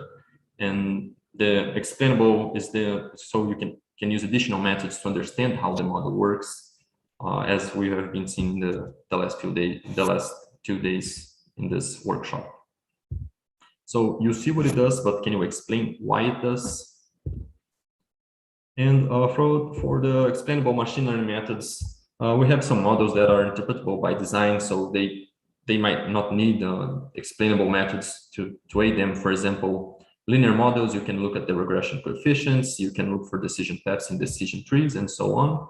But there are other models that may have more complex designs. And for these models, the explainable methods, they can be model specific, which takes in consideration the structure of the model for whichever explanation task they're doing. For example, to assess variable importance, in linear models, you can look for the t-statistic, and for random forests, you can check the decrease in node impurity to see how assess the importance of these variables. And they can also, these methods can also be model agnostic, so they're independent of any knowledge of the internal structure and works on any predictive model. In this method, they can also be directed to a single observation, say, so they would be a local explanation task, or they can be directed to the whole data set. It would be a global explanation task. And I'm just going to present a few of the methods, the ones I am more familiar with, and their reference, and whether they're global, model specific, or model agnostic. So, for example, the first one is the variable importance. It's a global explanation task, which can be either model specific, as mentioned in the previous slide, or model agnostic, using, for example, permutation-based approaches. There is a partial dependence profiles, which profiles the global behavior of the model, the global behavior of the model in context of a single variable or a pair of variables. It's a model agnostic, and it's a global explanation. So you have a general expectation. If you change one variable, how much is it expected to change the prediction? There is the individual conditional expectations, which is also model agnostic, but it is local. It's very similar to partial dependence profile, but you zoom in a specific case, in a specific instance, and for this one variable, you change it and see how the model is expected to respond. There is also the local interpretable model agnostic explanations, which, as the name says, it is local and model agnostic, and it uses surrogate models to see the feature attribution on the prediction. And there's the Shapley additive explanations, which is a local and also model agnostic. It uses game theory to compute Shapley values, which are used to also see how the features attribute on the prediction. And you can also use it in a global way if you just gather the attributions for all the features for all for the entire data set. You can have the aggregated chat and see just have the general a global explanation. And there are other model specific ones that we have been seeing in many of the presentations for neural networks more specifically, and there are many different ones. I just give two examples here: the integrated gradients and the layer-wise relevance propagation. But in this presentation, I'm not focusing on neural networks, so I'll have a greater focus on these first ones, which are model agnostic. So the case study, I used the Hidro Cerrado dataset. It's a regional sample dataset for catchments within the Brazilian savanna biome. It's a dataset I put together during my PhD. It has data for 411 catchments with at least 5 years of stream flow observations between the years of 2000 and 2015. And the objective of this case study is to create a machine learning model able to estimate a low flow hydrological signature from catchment attributes. And this low flow hydrological signature that I'm predicting is the Q95. It's the flow that is equaled or exceeded 95% of the flow record. And so this would be like creating a model that can be used to regionalize this hydrological signature. And it's a signature that's strongly related to flow levels during the dry season. So it's frequently used in Brazil as a reference for granting water rights. And Well, that's our objective. So we can create a model and predict the signature in places that are unmonitored or ungouged. The machine learning model that I chose is the cubist regression. It's based on regression trees, and it uses a boosting-like scheme. But instead of in regression trees, instead of having these discrete values in the predictions in the final nodes of the tree, it has linear models. So it's a really interesting machine learning model, and I've had a lot of successes in it in the past, having a performance similar, for example, to random forest, sometimes even better, and usually trains faster. The setup, I used 80% of the catchments as the training set and 20% of the other 20% as the test set. And for hyperparameter tuning, I used the repeated k-fold cross-validation. And to interpret or explain the model, I used the following methods, which are the variable importance, the partial dependence profiles, individual conditional expectations, and Shapley additive explanations. And here in this, as this slide, my entire presentation was written in R, and there are some code chunks, so maybe this presentation can be useful to some of you in the future. So here is just the data set, the range values for each of the variables. So here Q95 is our target variable, and then we have the average annual rainfall for the catchments, average minimum motif evapotranspiration, a seasonality index, which tells you whether the evapotranspiration and rainfall peaks in the same period or if they peak in opposite seasons. We have some soil characteristics from the soil grids data set.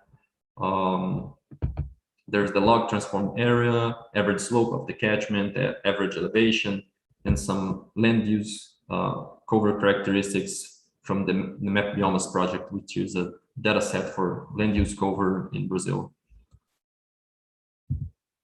So first I split the data into training and test sets. So we have 328 catchments in the training set and 83 catchments in the test set.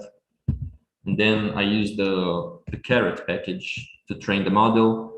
And our test set performance is a Nash-Sutcliffe efficiency of 0.68 and a Klein-Gupta efficiency of 0.78. So the model did all right, and I know we can likely improve this. We can test different models. I used the default tuning grid for the cubist model, and we can do better than this. We can even try feature selection or feature engineering. So this is just I'm going to focus on the explainable methods and not waste too much time here in the training phase. So let's speak into the black box. First, the variable importance. Still using the carrot package, we can compute it in different ways. It allows us to use the model, so it would be a variable importance using a model-specific method. And for the cubist regression, here it assesses how many times a variable is used in the decision paths or in linear models recursively up the tree or trees if you use the boosting-like scheme. And for some models, you might not have the model-specific way to check the variable importance, so you can use the model agnostic. The carrot package in particular assesses the relationship between the input variables, the features, and the target variable. And this can be done using a linear model or local regression. So when we check for the variable importance, we can see that they have a similar pattern. Some variables got a different outcome, for example, for the model agnostic or specific methods, for example, pasture or bulk density, silt, and a little bit difference in other variables. But we can see that the variables that are considered the most important are generally the same. It's rainfall, it's the evapotranspiration, the seasonality index, slope, and from the fraction it would be like grassland, pasture, or savanna formation. And there's another package that we can also check the feature importance, and this package is the interpretable machine learning. And this package it's pretty good, and I used it for the following explainable methods in the following slides. I also used this package, And here I'm just using the model and the data set, and the way it computes the feature importance, it shuffles each feature at the time and see how much it increases the, for example, the root mean square error, or you can use a different loss. But in this case, it's going to shuffle the features and assess how much it increases in the root mean square error. So let's say if you shuffle a feature and it increases too much your error, it means this feature is important. So the outcome that we have is this one, and you can see it's fairly similar to the other two methods. So, but this one is a model agnostic. You can use this for any machine learning model.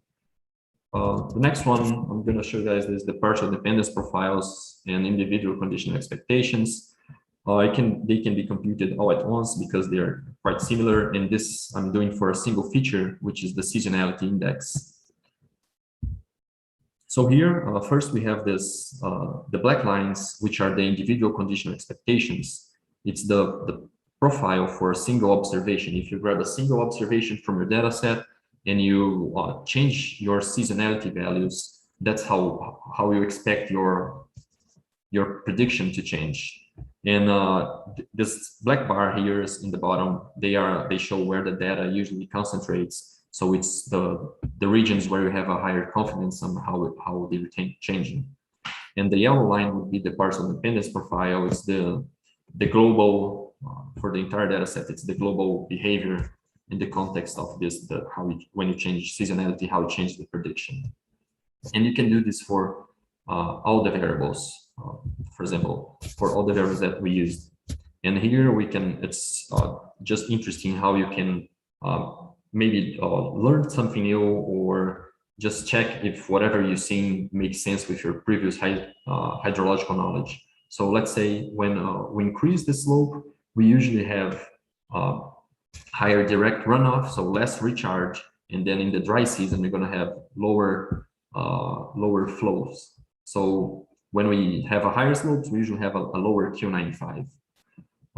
As for example, for having a higher percentage of sand particles, it's expected to increase Q95 because soils with a lot of sand usually have a higher infiltration rate and can have a higher recharge.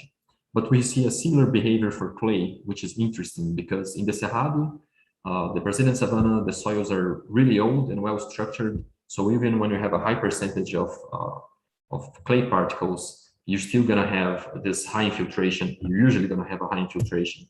So it's interesting to see that even when clay increases, it increases the recharge and likely increases the recharge and increases the flow under low flow conditions. So we would have a higher Q95.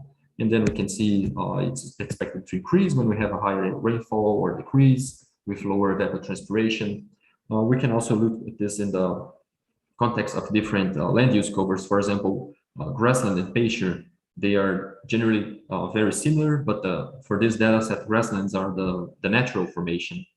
So they usually have less evapotranspiration than the forest fractions, but as a natural formation, they likely have a higher infiltration than pastures, because pasture, for the most part in the Cerrado, we see a lot of degraded pastures, which will make it so you have a higher direct runoff, less recharge, and less lower flows during the dry season, as opposed to grasslands, which can help you with the recharge and higher flows during the dry season. So you can just keep going on and checking if this makes sense with your previous hydrological knowledge and see the global behavior. I've even seen people trying to use these global behaviors in symbolic expressions so you can have a general model that's more interpretable. There's another package that can also be used for the partial dependence profiles and individual conditional expectations. It's the package PDP. And this is basically the same thing we've seen in the previous slides. The black lines here are the individual conditional expectations, and the red line is the global behavior, the partial dependence profile. And this is for the penemotive evapotranspiration, where we can see that when we have a higher evapotranspiration, we're going to have lower flow under low flow conditions. But what I like about this package is that you can look at this from a different perspective. You can have centered plots. So here, if we include the center and make it true, it's going to look from the same point of view. So we can see how it usually changes. And of course, for the different catchments, there are a lot of other interactions, but it allows us to create these centered plots. And it also allows us to see the partial dependence profile in the context of more than one variable, for example, the interaction of two variables. So here, let's say for the seasonality and penal motif. So when we increase the evapotranspiration, we're going to have lower Q95. And as well, when we have a higher seasonality, closer to 1, it means that if the evapotranspiration peaks in the same season as rainfall over the year. So most of soil moisture is evaporating and not going to percolate to recharge water table. So we can see the conditions that lead us to a lower prediction of Q95. And for the last one is the Shapley additive explanations. This first example, I'm just using the third observation in the training set. And this is how the features attribute on the prediction in relation to the average prediction. So 0 here would be the average prediction. And for this specific case, we have what for the Cerrado is a low rainfall, which is 1,000 millimeters a year, and it attributes negatively on the Q95. We have a very high evapotranspiration of 1,700, so it also attributes negatively on the Q95 in our final prediction, as opposed to pastures, which we've seen that pastures, a high pasture fraction as land cover can decrease our Q95, but here it's only 2.6% the fraction, so it attributes positively. And then we can aggregate this to the entire data set, and we have just a global picture of what our model is doing.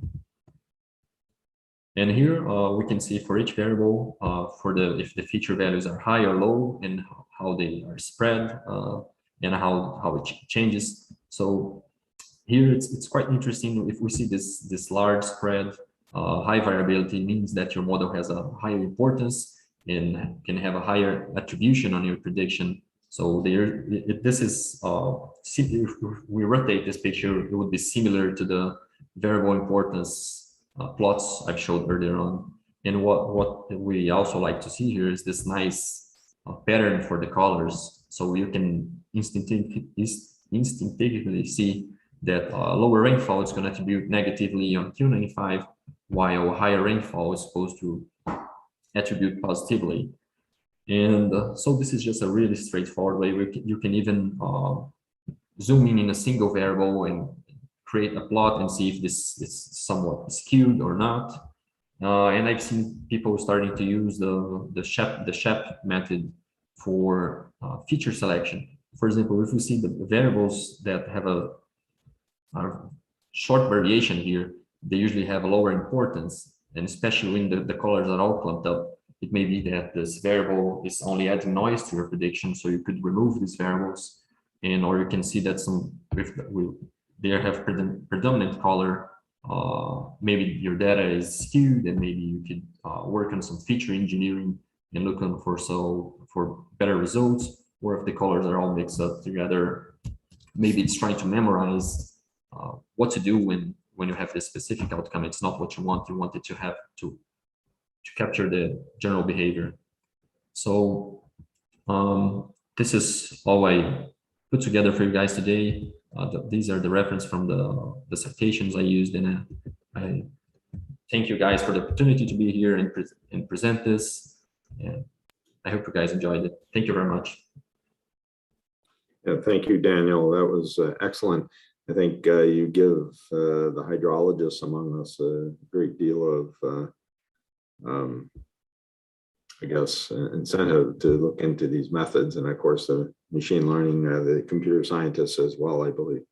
But I look forward to trying some of these methods. Now, I don't see that there's any questions right now, but if anybody comes up with questions, you can still add them even later. So I think we should move on. See, we've got about 1 minute before our next presentation starts. Our next presentation is going to be given by Catherine Ransom. She's at the United States Geological Survey located in California. And her presentation is process-informed machine learning predictions of nitrate in groundwater used for drinking water supply in the conterminous United States. So I think, Catherine, you can get started now.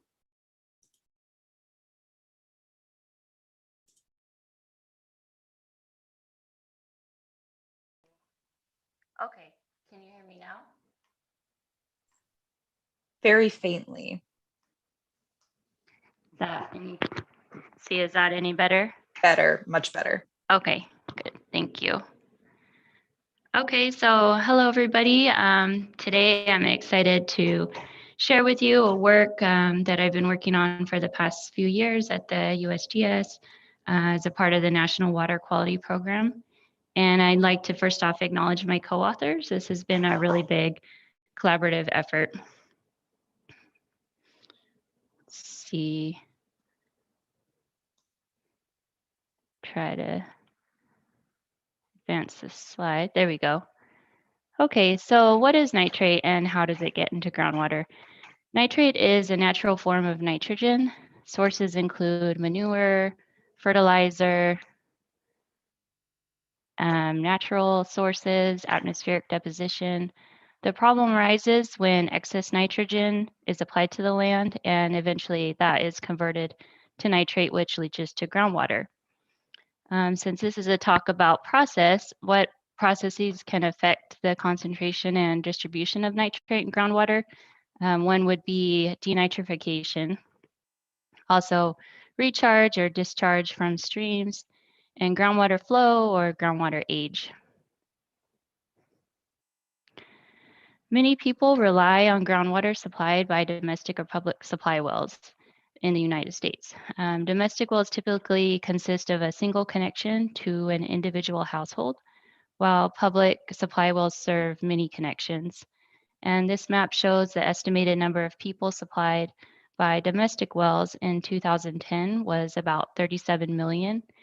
And in 2008, about 105 million people relied on public supply wells. So previous studies have mapped groundwater nitrate contamination across the United States. The map I'm showing here is from a study by Nolan and Hitt in 2006, in which they used a nonlinear regression to predict nitrate concentration at a constant depth of 50 meters. So that was about a domestic well depth.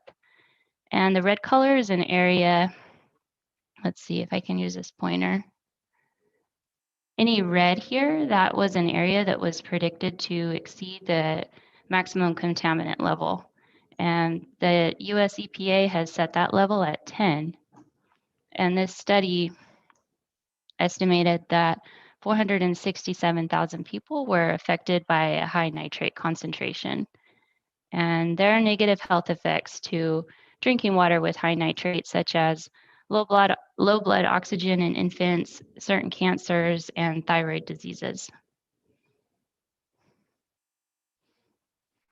So the goal of this project was to update the nitrate and groundwater predictions using recently available machine learning methods and some newly available predictor variables.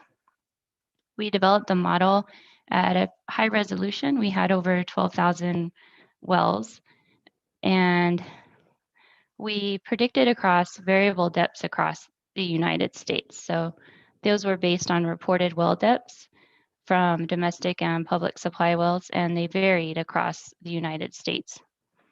We also estimated the population affected at both well depths.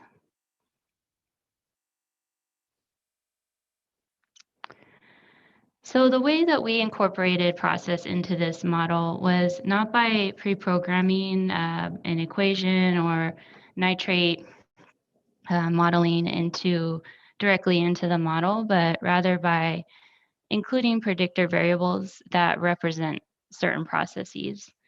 So predictor variables for model development included 270 representations of nitrogen inputs, soil type, climate, land use, and geology.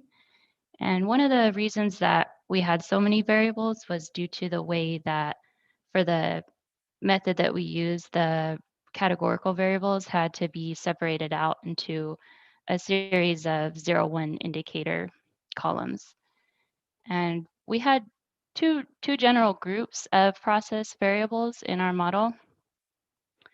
The first was a physics-based that was calibrated from a physical model.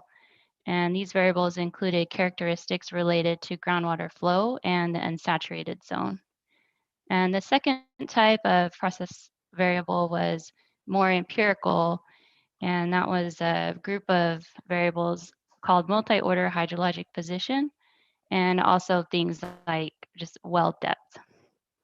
So those variables would be more like surrogates for processes that might be occurring. So here's a map of groundwater transmissivity, which is one of the 4 variables we included from a national scale physics-based model of the subsurface. That's a physical model. And the 3 other variables we included from that work were the unsaturated zone water content, the depth to water, and the unsaturated zone travel time. And the study developed these at a really high resolution of 250 meters. Each of these maps has about 125 million cells. So the way those were developed was with a numerical simulation of the unconfined groundwater system using the general equation for groundwater flow. So for all the groundwater modelers out there, that would be mod flow. And that's a water balance on a small control volume. They calibrated it with a really large data set of water table measurements. And the way they did it was one at a time for each of these 75 model domains. And then they aggregated it together at the end to make the maps of each variable. And all 4 of those that I showed were used in our nitrate model. So just a little bit more background on what those variables are and what they mean. The first one was that groundwater transmissivity. So that controls the flow of water and the capacity of the aquifer to transmit water. It's a combination of hydraulic conductivity and saturated thickness. Additionally, the long-term average water content of the unsaturated zone, so the Vados zone here, and the depth to water and the unsaturated zone travel time. So each of these can affect the amount of nitrate that gets into the groundwater and how long it stays and where it goes. The second group that I'd like to highlight, the second group of variables, are those multi-order hydrologic position variables. And these are a set of metrics to describe the hydrologic position in the context of stream order. So we had 18. There are 2 different types, and each of them had a map for one of 9 stream orders. So the first set would be 8 variables called lateral position, and those are a measure of distance from the stream. So for each stream order 1 through 9, here's the first order streams and here's second order streams. So this variable tends to increase away from streams for each stream order. And the second was a distance from stream to divide. So when they divvied up these stream orders and measured the distance to the stream divide, the variable tends to increase away from the stream or decrease towards stream confluences. And these are an empirical representation of hydrologic process. They were developed to support machine learning water quality models.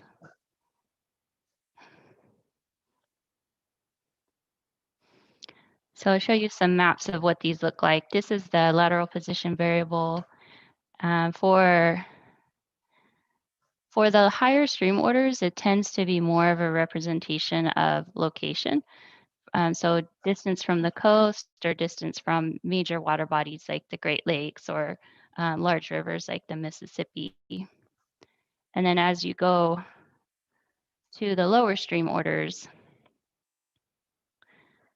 the metrics can be interpreted in the more of in the context of local processes that might be occurring. So something like stream discharge or denitrification at streams. Let's see.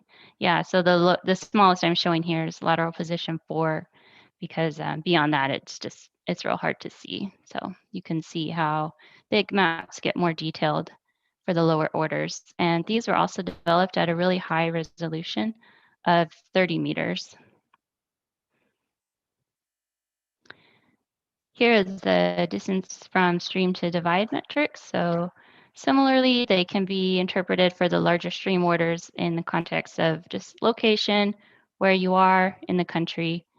And as you go to the lower stream orders, it's more of a empirical process representation. So for the modeling that we did, we used extreme gradient boosting, or XGBoost. It's an ensemble tree method. Just real generally, how we developed the model was we attributed all of those predictor variables from the maps and the raster grids that I showed to the well sites to develop our training and our holdout data set. And then we developed the model, we did cross-validation tuning of the hyperparameters, and we did a variable selection routine to try to reduce some of the variables that we had in the model.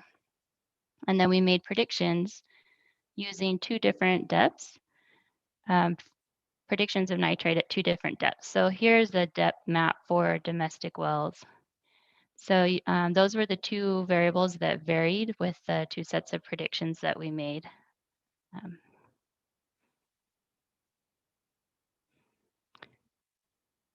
So I'll go into a little bit about how we did that variable selection.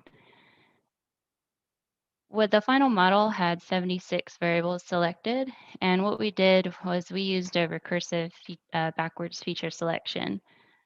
So we developed the model with all the variables, and then we ranked the importance, like the global variable importance that was just discussed in the previous talk. We removed the least important variable, and then we did it again and again and again, and watched the root mean square error increase as each variable was removed. So eventually, once we start getting to fewer variables, the root mean square error started really shooting up. So we decided to allow for a 1% increase in error, and we were able to get down to 76 variables this way with only the small increase. And some of the variables that remained were all 4 of those groundwater flow model variables: the unsaturated zone water content, travel time, transmissivity, and the depth to water. And also all but 1 of the multi-order hydrologic position variables were retained. So that's just using this completely objective method, not picking and choosing anything special. Those were all deemed to be highly important in the model.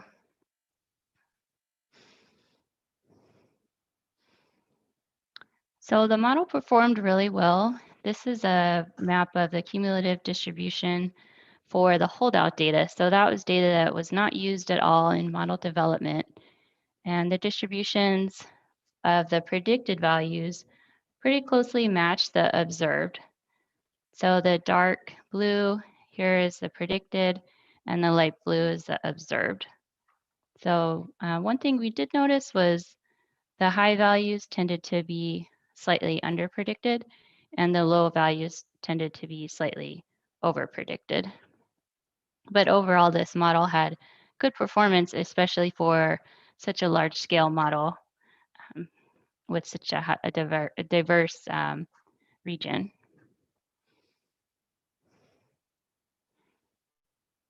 And here's what the map of domestic well, for the domestic well depth and nitrate predictions looks like. Overall, there's a small percent of the United States that was predicted to have a concentration that exceeds the drinking water standards. Well, that was 1% in terms of the area. And most of that was concentrated in the central United States, so the high plains aquifer, interior Permian, secondary hydrologic region, and then things like the Central Valley and the Piedmont and Blue Ridge aquifers on the East Coast.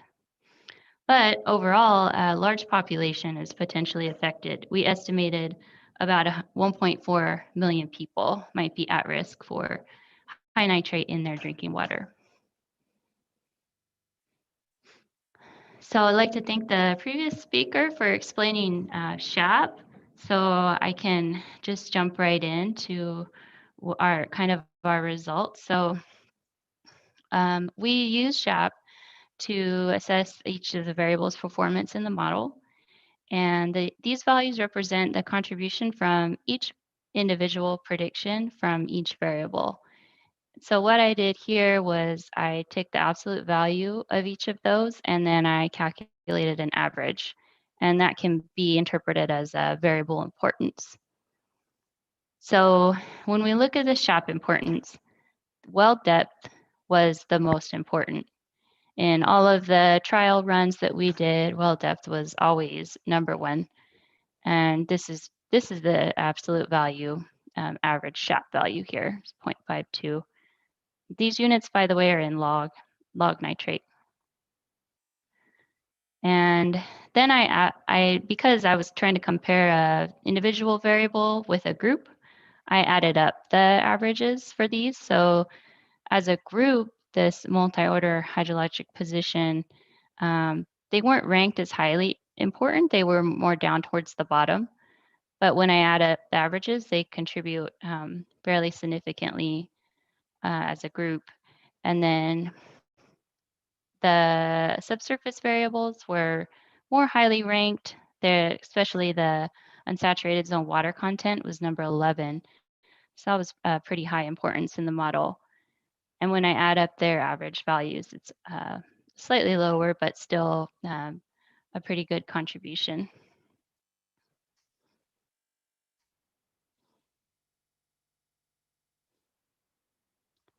So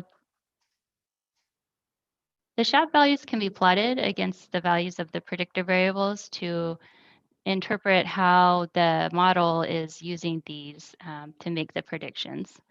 So this is increasing well depth on the x-axis and the SHAP value on the y. So this would be the contribution to the prediction from each individual sample. And you can see here from the plot that as well depth increases, nitrate values tend to decrease, and especially for the much deeper depths. You're getting a high negative contribution there. But for shallow depths, you're getting a very high positive contribution. And again, these are in the natural log of the nitrate concentration.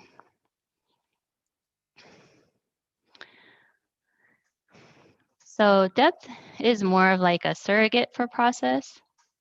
It can tell us about what might be occurring, what processes might be occurring, and this tends to correlate with our understanding of the groundwater flow system and chemistry and things that are going on in the subsurface. So as the well depth tends to increase, you get more into anoxic state here. So more of a nitrate reducing zone. And additionally, groundwater age tends to increase with depth. So that might be at the deeper depths groundwater that has not had a chance to be affected by nitrate just because of the application of the nitrate to the ground surface. So water that was recharged prior to all of the intensive fertilizer use that has been going on.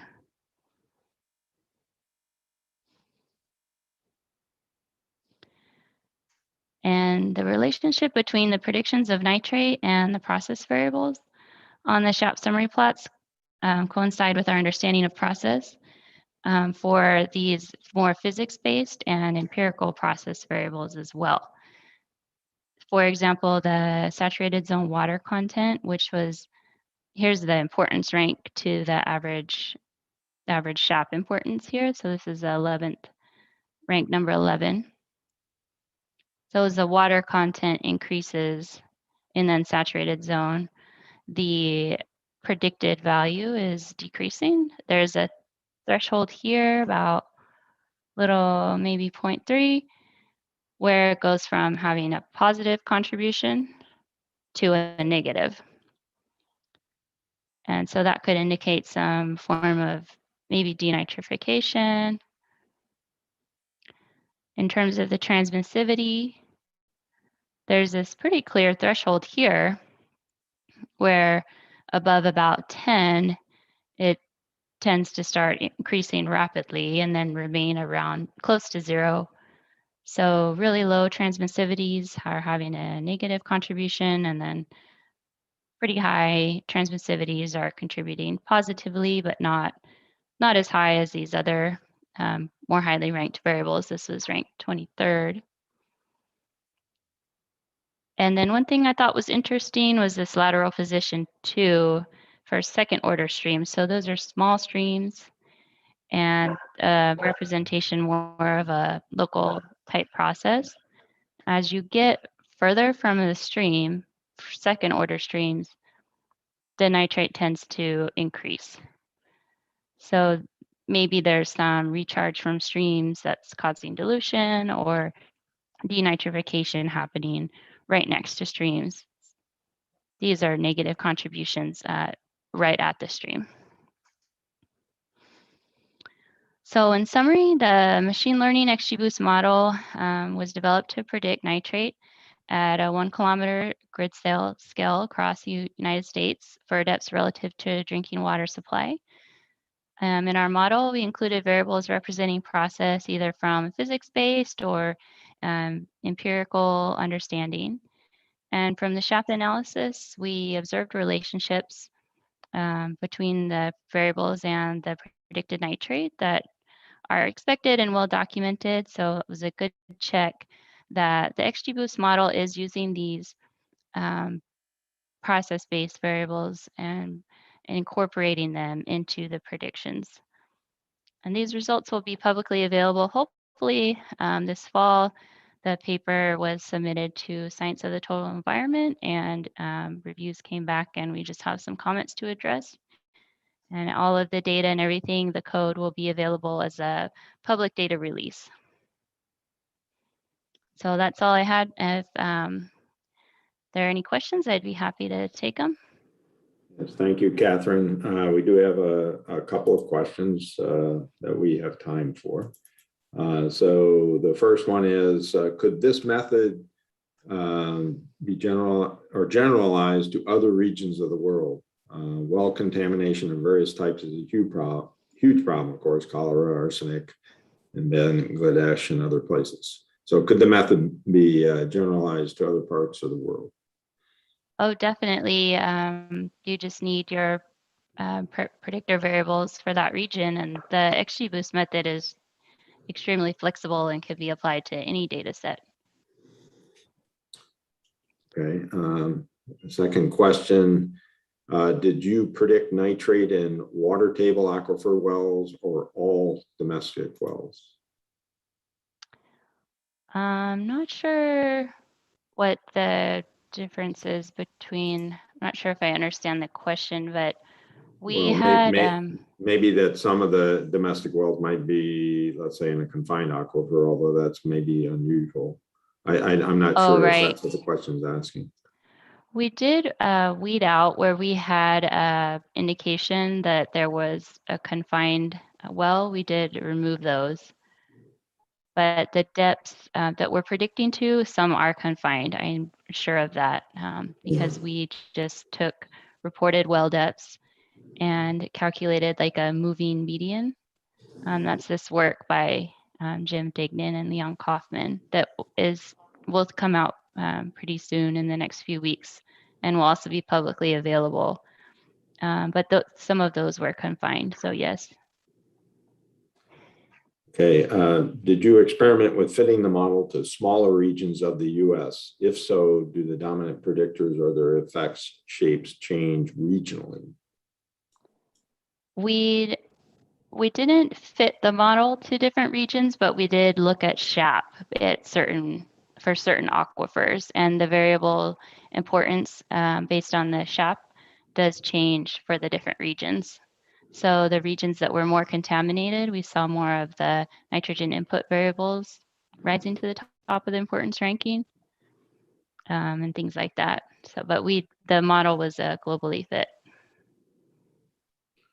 And one last question, can your model be used to define riparian buffers? I'm not sure. Don't know. Okay. All right, well, I think we'll leave it at that. Thank you. Thank you. Very much for your excellent presentation, and we'll move on to our next presenter. So the next presentation is by Jung-Young Harry Lee. He's at the University of Hawaii, and his presentation is ML-based scalable data assimilation with hydrological applications. Let me share the screen. Can you see my screen? Yes. So let me go to the presentation mode. Can you see the presentation mode? Yes. Okay.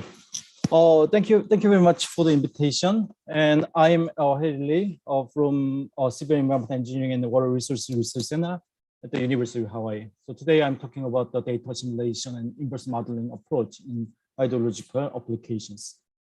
Okay, so before I start the presentation, so here are the collaborators to help me to prevent this presentation. So from Stanford, Eric Darb, Peter Kitanis, Gustavo Furgami, and Dhruv Patel about the inverse modeling methodology, and Erdik, Beth Farding, and Tai Hesser for the data sets in the riverine and coastal applications, and Hong Kyu-Young from Sandia National Lab about the subsurface applications.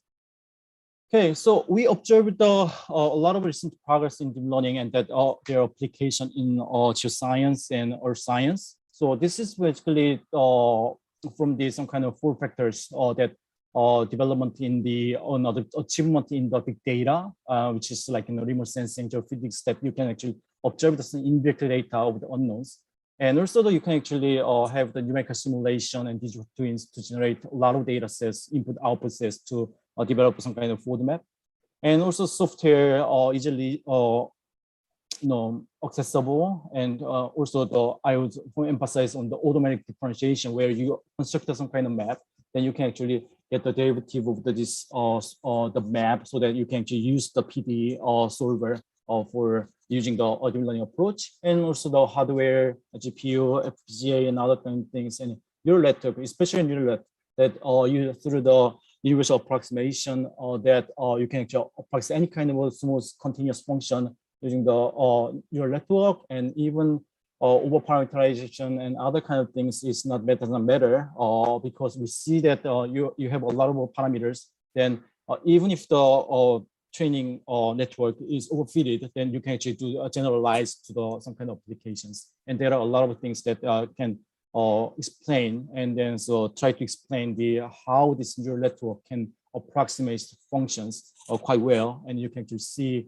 So I see that the remainder of the rest of the seminar, so a lot of the good talks will be lined up in applied mathematics. Okay, so our application. So basically, I'm from Hawaii, and then so it's Pacific Island, and all the hydrology is based on this coastal area, and the coastal area has a lot of population, and that require a lot of our resources or supply. Then there are some kind of 3 components really important in the hydrology applications, assuming that we know some kind of atmospheric enforcing. So first thing is groundwater, where people are just dwell on the groundwater, and then can be predicted and solved by the advection diffusion, and then the groundwater flow equation, and also this one is quite interact in the saline groundwater, freshwater groundwater interaction, and also riverine. And in river, a shallow water equation can be solved. In this case, this is the 1D equation.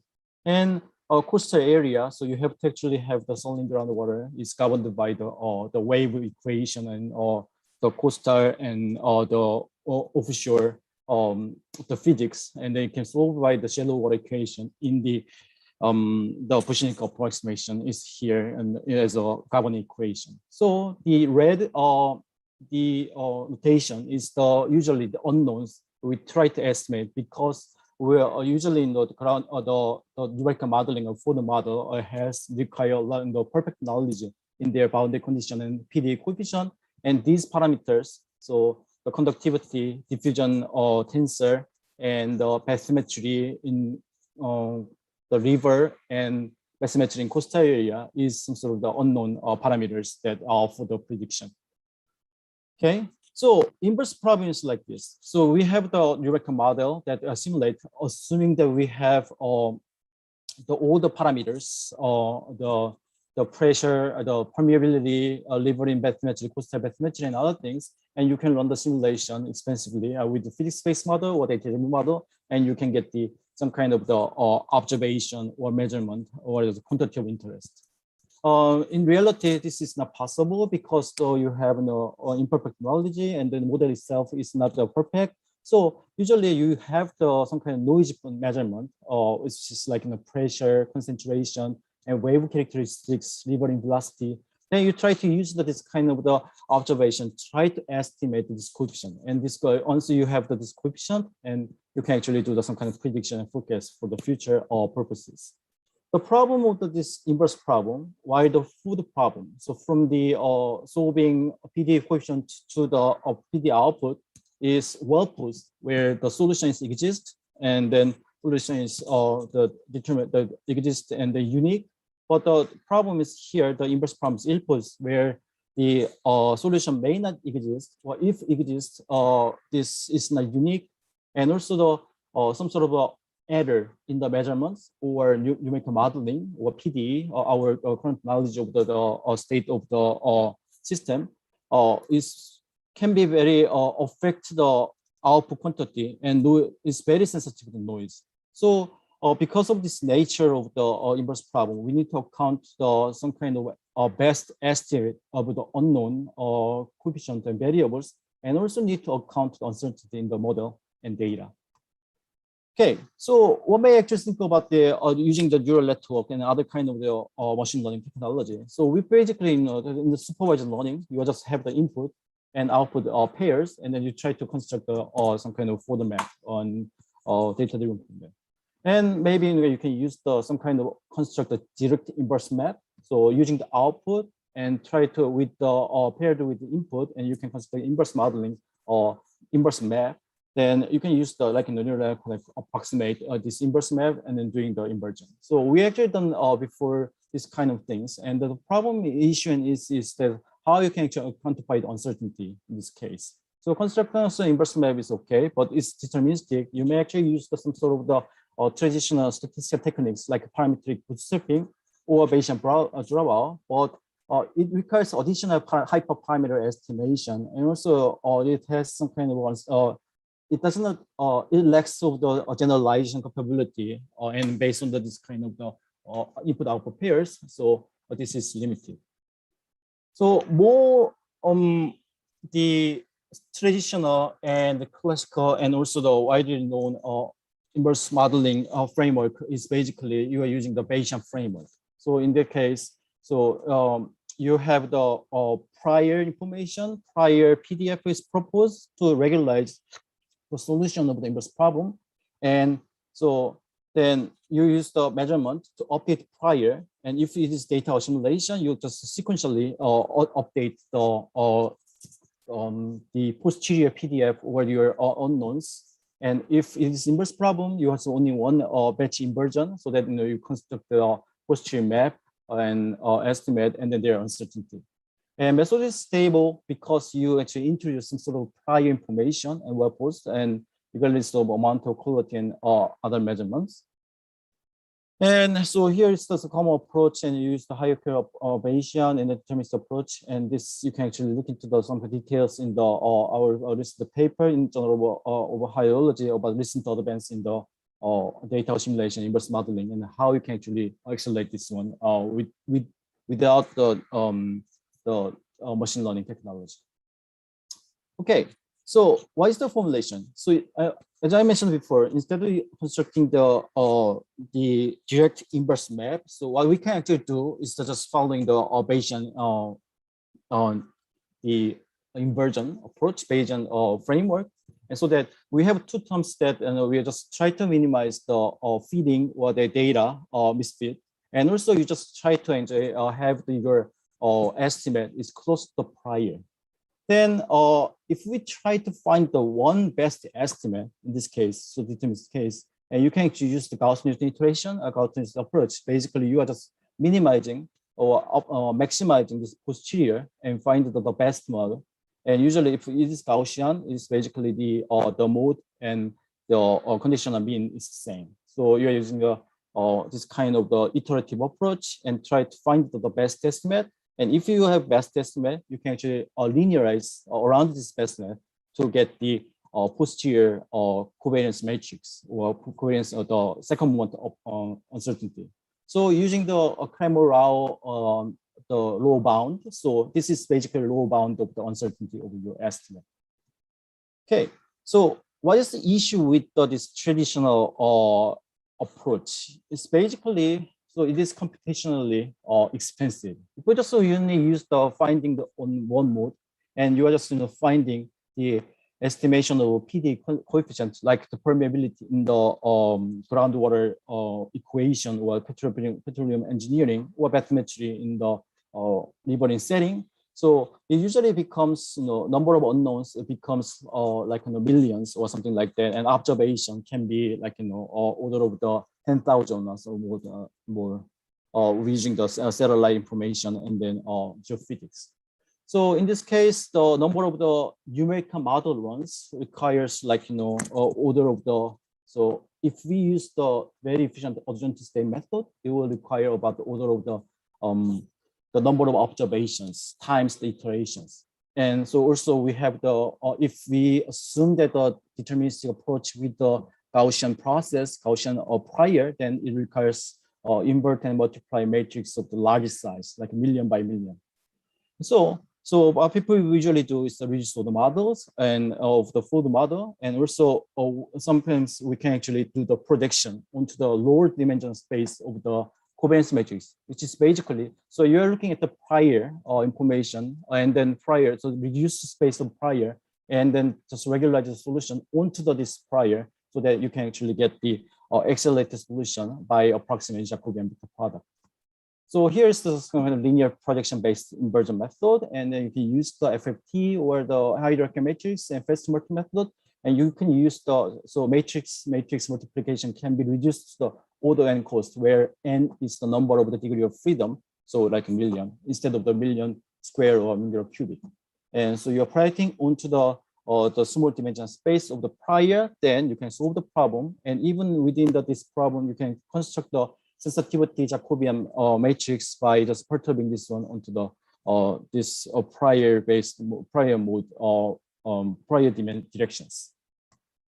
Okay, so here are some kind of the example that we used this kind of linear projection method, and so this is the coastal bathymetry estimation problem where in the North Carolina.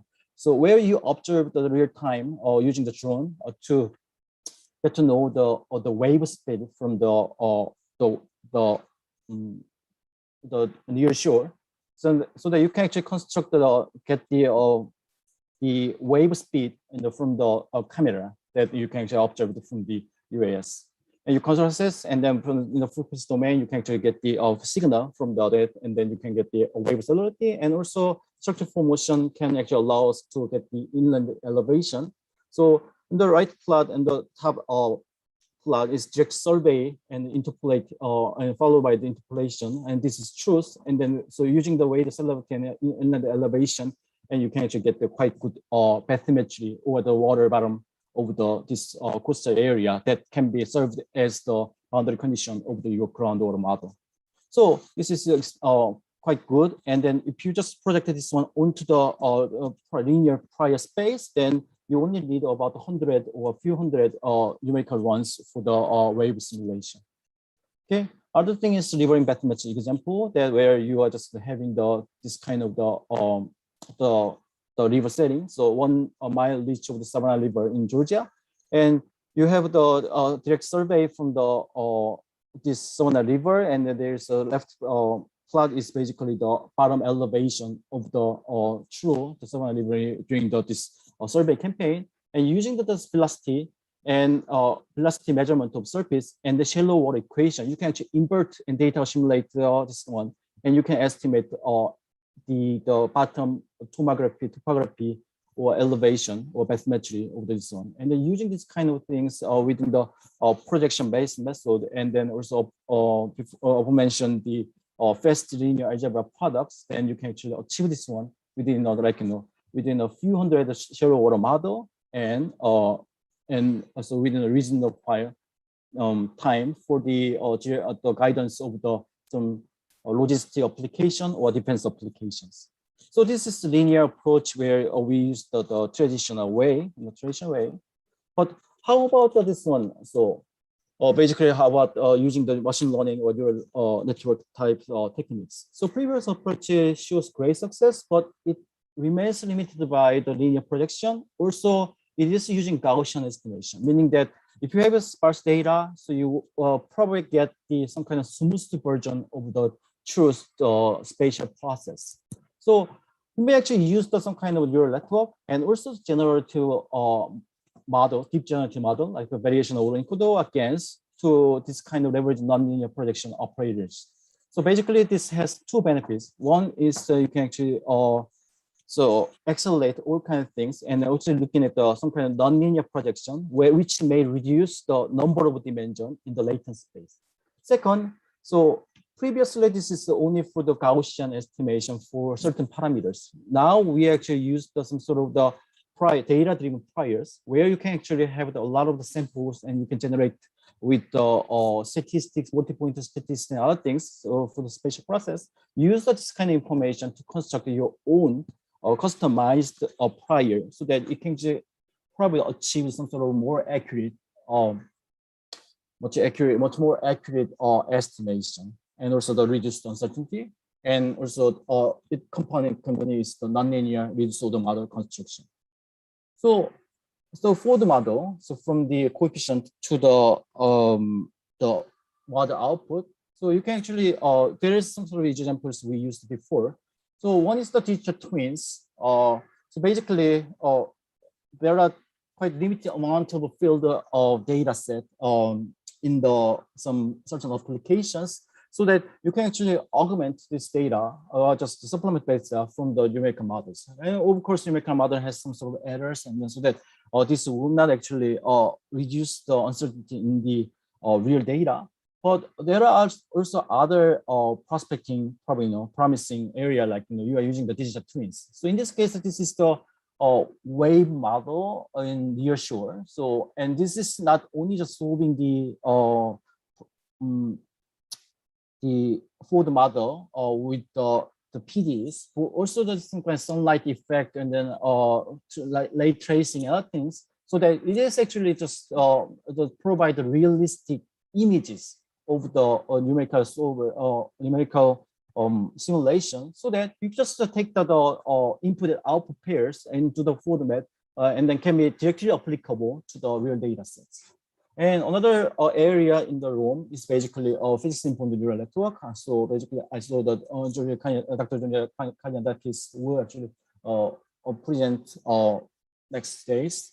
So you can actually use the incorporate. So instead of just using the only pure data approach, driven approach, you can incorporate the physics or PD information as a loss function, so that you can actually reduce you can actually reduce the error in the data-driven approach, and you can compensate these some kind of advantage of the numerical solvers that is managed over decades. So, but probably the issue with pins, when I use from my experience, basically this is hard to optimize and hard to train the data, and so it's not easy to generalize to the new domain other things. So we heard that a lot of zero training, one-shot training, and other kind of things to generalize. But once you just develop one model with the large number of the GPUs, then if you just change the domain or just some kind of boundary condition, other things, and probably the previous training model is useless, and then so you make actually a fine tuning or transfer learning to do this one for another domain. So this is probably can be some active area of study. So previously, I talked about the prior space and the linear projection. How we can actually achieve the prior space in nonlinear for the nonlinear projection. So basically, you can actually use the autoencoder, and then with some kind of bottleneck in the middle from input to output, so that you can actually construct this one. And this bottleneck can be used for the small dimension of the latent space, and then you can use this small dimension space as a decoder part for the fast prediction of the outputs, and then also only you can focus on the small dimension to estimate the parameters. With the assumption that your latent space is well conditioned, and without any kind of ensemble collapse or just latent space collapse, and so that's the assumption. Okay, and also you can actually use the GANs. So GAN is basically you are just achieving the equilibrium between the generative model and the discriminative model, and you can actually use this one. And then we saw that especially in the geoscience application, and it is working quite well. And even simulation with this kind of generation is quite feasible in many. It's a promising results. Okay. So variation autoencoder, and let's say some sort of the bathymetry estimation problem, you can actually have construct the bathymetry to bathymetry to self-supervised learning to get the latent space with variation autoencoder. And we prepare variation autoencoder because it has the latent space distribution is first to have the identical IID distribution of the Gaussian. Okay, and this kind of the encoder-based inversion approach is quite useful, whether that so that you can actually encode any kind of the realizations and then numerical models. Here, just example is basically you can use the different Gaussian process with the anisotropy and then the regularity or smoothness of from the Gaussian to exponential or any kind of mathematical model with the different parameters. You can learn this one just one set of the encoder. So using this kind of map from the latent space to observation, you can actually construct the reuse of the model, and that's the advantage, additional advantage from the this kind of approach. So here, our application is basically try to estimate bathymetry from the velocity, and then the food model is bathymetry. Given the bathymetry, you get the velocity. And you also have the additional layer of the bathymetry self-supervised estimation, so that the latent space can get the information of input and output features, so that you can actually construct the more informations there, and also the accelerate the for the model. So you probably add this here as a constraint of the physics informed neural network and governing PDs. Okay.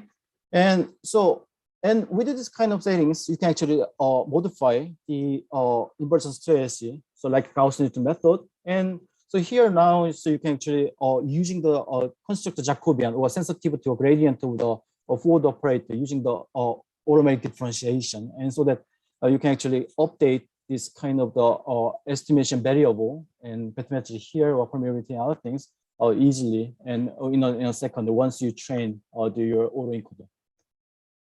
And here are some kind of examples with the different types of the bathymetry here. So this is synthetic bathymetry for our science, and using the this kind of example, 3 example bathymetry, and run the full model the shallow water equation, you get the surface velocity. And using the velocity, with our approach and then resolve the model for the shallow water equation and then latency dimension inversion. So we got the some kind of good results. So the rightmost column is basically the inversion based on the Gaussian estimation, and you can clearly see. So root mean square error is quite smaller than the